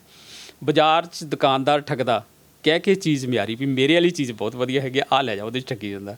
ਮੀਡੀਆ ਖਬਰਾਂ ਲਾ ਕੇ ਠੱਗਦਾ, ਕਹਿੰਦਾ ਇੱਜ਼ਤ ਬਚਾਉਣੀ, ਉਹ ਕਹਿੰਦਾ ਨਹੀਂ ਤਾਂ ਕੱਲ੍ਹ ਨੂੰ ਖਬਰ ਲੱਗ ਜਾਣੀ, ਲੈ ਤੇ ਲਿਆ ਮਾਲ ਚਾਲ, ਠੀਕ ਹੈ। ਨੇਤਾ ਠੱਗਦੇ ਸਭ ਤੋਂ ਜ਼ਿਆਦਾ, ਕਰਕੇ ਵਾਅਦੇ ਝੂਠੇ। ਮਲਤਾਨੀ ਕਰਦਾ ਫਿਰੇ ਸਾਵਧਨ, ਲੋਕਾਂ ਨਾਲ ਲਾ ਕੇ ਯਾਰੀ। ਤੁਹਾਡਾ ਨਾਲ ਯਾਰੀ ਮੈंने ਲਾਈ ਹੋਈ ਹੈ, ਠੀਕ ਹੈ। ਤੁਸੀਂ ਵੀ ਮੀਡੀਆ 'ਤੇ ਮੈਨੂੰ ਪੜ੍ਹਿਆ ਹੋਇਆ, ਅਤੇ ਅੱਜ ਮੈਂ ਇਹ ਮੈਸੇਜ ਕਰੀ, ਅਤੇ ਆਪਾਂ ਫਿਰ ਖੜ੍ਹੇ ਕਿੱਥੇ ਹਾਂ? ਤੁਹਾਨੂੰ ਸਾਰੇ ਗਿਣਾਤੇ ਮੇਰੇ ਵਿੱਚ ਵਾਰੀ ਜਿੱਥੇ ਹੈਗੇ ਆ। ਸੋ ਜੇ ਵੈਸੇ ਤਾਂ ਬੰਦਾ ਨੂੰ ਆਸ਼ਾਵਾਦੀ ਹੋਣਾ ਚਾਹੀਦਾ, ਮੈਂ ਅੱਜ ਵੀ ਆਸ਼ਾਵਾਦੀ ਹਾਂ, ਪਰ ਗਰਾਊਂਡ ਰਿਐਲਿਟੀ ਨੂੰ ਵੀ ਦਿਮਾਗ 'ਚ ਜ਼ਰੂਰ ਰੱਖਣਾ ਪਏਗਾ। ਇੰਡੀਆ ਦੀ ਪ੍ਰੋਗਰੈਸ ਹੁਣ ਦੀ ਘੜੀ, ਅਗਰ ਇੰਡੀਆ ਨੇ, ਜਿੱਥੋਂ ਆਪਾਂ ਗੱਲ ਸ਼ੁਰੂ ਕੀਤੀ ਸੀ, ਧਰਮ ਦਾ ਮੁੱਦਾ ਨਾ ਛੱਡਿਆ, ਇੰਡੀਆ ਕਦੀ ਵੀ ਪ੍ਰੋਗਰੈਸ ਨਹੀਂ ਕਰ ਸਕਦਾ। ਚਾਹੇ ਉਹ ਜਿਹੜਾ ਹੈਗਾ, ਮੈਂ ਤੁਹਾਨੂੰ ਦੱਸਿਆ ਸੀ ਕਿ ਨਾ, ਕਿ ਉਹ ਜਿਹੜਾ ਜਰਾ ਸੋਚ ਵਾਲੇ 3 ਸੀਗੇ ਨਾ, ਮੈਂ ਤੁਹਾਨੂੰ ਚੌਥਾ ਜਿਹੜਾ ਹੈਗਾ ਉਹਦਾ ਪਾਰਟ ਵੀ ਸੁਣਾ ਦੇਵਾਂ, ਕਿਉਂਕਿ ਉਹ ਤਿੰਨੇ ਗੱਲਾਂ ਜਿਹੜੀਆਂ ਨੇ ਉਹ ਤੁਹਾਡੇ ਸਵਾਲ ਦਾ ਜਵਾਬ ਹੀ ਸੀ ਕਿ ਅਸੀਂ ਕਿਉਂ ਜਿਹੜਾ ਹੈਗਾ, ਕਿਉਂ ਨਹੀਂ ਪ੍ਰੋਗਰੈਸ ਕਰ ਪਾਵਾਂਗੇ, ਜਾਂ ਆਪਾਂ 75 ਸਾਲਾਂ ਬਾਅਦ ਫਿਰ ਕਿੱਥੇ ਖੜ੍ਹੇ ਹੋਵਾਂਗੇ। ਉਹ ਖੜ੍ਹੇ ਆਪਾਂ ਇਸ ਕਰਕੇ ਉੱਥੇ ਹੋਣਾ ਹੈ ਕਿਉਂਕਿ 2 ਵਰਡਸ ਇੰਡੀਆ ਵਾਸਤੇ, ਇੰਡੀਆ ਹੋਵੇ, ਵੈਸੇ ਪੰਜਾਬ ਵਾਸਤੇ ਤਾਂ ਬਹੁਤ ਵੱਡੀ ਤਰ੍ਹਾਂ ਲਾਗੂ ਨੇ, ਲੇਕਿਨ ਇੰਡੀਆ ਦੇ ਵਿੱਚ ਵੀ ਉਹ ਲਾਗੂ ਨੇ। ਕਿ ਉਹਦਾ ਕਾਰਨ ਇਹ ਹੈਗਾ ਕਿ ਆਪਾਂ ਲੋਕ ਜਿਹੜੇ ਨੇ ਨਾ, ਉਹ ਇੱਕ ਤਾਂ ਢੀਠ ਬਹੁਤ ਆ। ਜਿੱਥੋਂ ਤੁਸੀਂ ਧਰਮ ਦੀ ਗੱਲ ਕੀਤੀ ਸੀ ਨਾ, ਲੋਕੀ ਇਹ ਨਹੀਂ ਹੈਗਾ ਕਿ ਬਾਕੀ ਜਿਹੜੇ ਵਰਡ ਹੈਗਾ ਉਹ ਧਰਮ ਨੂੰ ਨਹੀਂ ਮੰਨਦਾ, ਲੇਕਿਨ ਉਹ ਥੋੜ੍ਹਾ ਰੀਅਲਿਸਟਿਕ ਹੈ। ਉਹ ਜੇ ਜਾਏਗਾ ਮੰਦਰ ਮਸਜਿਦ ਦੇ ਵਿੱਚ ਵੀ ਜਾਏਗਾ, ਤਾਂ ਉਹ ਥੋੜ੍ਹਾ ਜਿਹਾ, ਜਾਂ ਗੁਰਦੁਆਰੇ ਜਿੱਥੇ ਵੀ ਕਿਤੇ ਉਹ ਜਾਂਦੇ, ਜੋ ਵੀ ਧਰਮ ਨੂੰ ਉੱਥੇ ਉਹਨਾਂ ਨੇ ਅਡੋਪਟ ਕੀਤਾ, ਉਹ ਥੋੜ੍ਹਾ ਜਿਹਾ ਸਿਸਟਮੈਟਿਕ ਸੋਚ ਕੇ, ਲੌਜਿਕ ਜਿਹਾ ਹੋ ਕੇ ਜਿਹੜਾ ਹੈਗਾ ਉਹ ਜਾਂਦੇ ਨੇ। ਲੇਕਿਨ ਆਪਾਂ ਲੋਕ ਜਿਹੜੇ ਹੈਗੇ ਆ, ਆਪਾਂ ਤਾਂ ਇੰਨੇ ਢੀਠ ਹਾਂ ਕਿ ਨਹੀਂ ਜੀ, ਸਾਨੂੰ ਫਲਾਣਾ ਕਹਿ ਗਿਆ ਜੀ, ਸਾਨੂੰ ਫਲਾਣਾ ਕਹਿ ਗਿਆ ਜੀ, ਅਸੀਂ ਤਾਂ ਉਹੀ ਕੁਛ ਕਰਨਾ। ਜੇ ਤੁਸੀਂ ਉਹ ਕੁਛ ਹੀ ਕਰਨਾ ਹੈ, ਤਾਂ ਫਿਰ ਤੁਸੀਂ ਜਿਹੜਾ ਹੈਗਾ ਉਹ ਮੰਗਲ ਗ੍ਰਹਿ 'ਤੇ ਕਿਵੇਂ ਪਹੁੰਚਣਾ ਬਈ? ਉੱਥੇ ਤਾਂ ਕੋਈ ਵੀ ਬਾਬਾ ਨਹੀਂ ਪਹੁੰਚਿਆ, ਉੱਥੇ ਤਾਂ ਸਾਇੰਸ ਪਹੁੰਚੀ ਹੈ। ਭਾਵੇਂ ਸਾਇੰਸ ਵੀ ਆਪਣੇ ਆਪ 'ਚ ਕੰਪਲੀਟ ਨਹੀਂ ਹੈਗੀ, ਲੇਕਿਨ ਉੱਥੇ ਸਾਇੰਸ ਹੀ ਪਹੁੰਚੀ ਹੈ ਨਾ। ਸੋ ਇਸ ਕਰਕੇ ਹੈਗਾ ਕਿ ਇੱਕ ਤਾਂ ਢੀਠ ਹੋਣਾ, ਇੱਕ ਲਾਈ ਲੱਗ ਕਿ ਫਲਾਣੇ ਨੇ ਜੀ ਇੱਦਾਂ ਕੀਤਾ, ਇਸ ਕਰਕੇ ਮੈਂ ਵੀ ਜਿਹੜਾ ਹੈਗਾ ਉਹ ਇਸ ਤਰ੍ਹਾਂ ਹੀ ਕਰਨਾ ਹੈ। ਮੈਂ ਤੁਹਾਨੂੰ ਪੜ੍ਹ ਕੇ ਸੁਣਾ ਰਿਹਾ ਸੀਗਾ ਕਿ ਵਿੱਚ ਨਹੀਂ, ਇਹ ਥੋੜ੍ਹਾ ਮਿਸ ਹੋ ਗਿਆ ਵਿੱਚੋਂ। ਚਲੋ, ਮੇਰਾ ਕਹਿਣ ਦਾ ਮਤਲਬ ਹੈਗਾ ਕਿ ਅਸੀਂ ਇਸ ਆਸ਼ਾਵਾਦ ਦੇ ਨਾਲ ਆਪਾਂ ਜਦੋਂ ਵੀ ਕਿਤੇ ਕੋਈ ਸੰਵਾਦ ਕਰਦੇ ਹਾਂ, ਜਾਂ ਆਪਾਂ ਕਦੀ ਕੋਈ ਚਰਚਾ ਕਰਦੇ ਹਾਂ, ਜਾਂ ਆਪਾਂ ਇੱਕ ਦੂਜੇ ਨਾਲ ਵਿਚਾਰ ਸਾਂਝੇ ਕਰਦੇ ਹਾਂ, ਸਿਰਫ ਇਸ ਗੱਲ ਵਾਸਤੇ, ਪ੍ਰੋਗਰੈਸ ਵਾਸਤੇ ਕਰਦੇ ਹਾਂ ਨਾ। ਸੋ ਹੋਪਫੁਲੀ ਆਪਾਂ ਜੇ ਹੌਲੀ ਹੌਲੀ ਜਿਹੜੇ ਲੋਕ ਵਾਕਈ ਚਿੰਤਕ ਹੈਗੇ ਨੇ, ਸ਼ੁਭ ਚਿੰਤਕ ਹੈਗੇ ਨੇ, ਰਾਦਾ ਇਕੱਲੇ ਚਿੰਤਕ ਹੀ ਨਹੀਂ, ਕਿ ਚਿੰਤਕ ਵੀ ਕਈ ਕਿਸਮ ਦੇ ਵਿੱਚ ਫਿਰ ਜਾਂਦੇ ਨੇ, ਜਿਹੜੇ ਸ਼ੁਭ ਚਿੰਤਕ ਹੈਗੇ ਨੇ, ਜਿਹੜੇ ਵਾਕਈ ਗਰਾਊਂਡ ਰਿਐਲਿਟੀ ਨੂੰ ਸਮਝਦੇ ਨੇ, ਜੇ ਉਸ ਢੰਗ ਦੇ ਨਾਲ ਆਪਾਂ ਸੋਚਣ ਲੱਗਾਂਗੇ, ਆਪਾਂ ਜ਼ਰੂਰ ਕੁਛ ਨਾ ਕੁਛ, ਕਿਤੇ ਨਾ ਕਿਤੇ ਤਾਂ ਜ਼ਰੂਰ ਆਪਾਂ ਪਹੁੰਚਾਂਗੇ।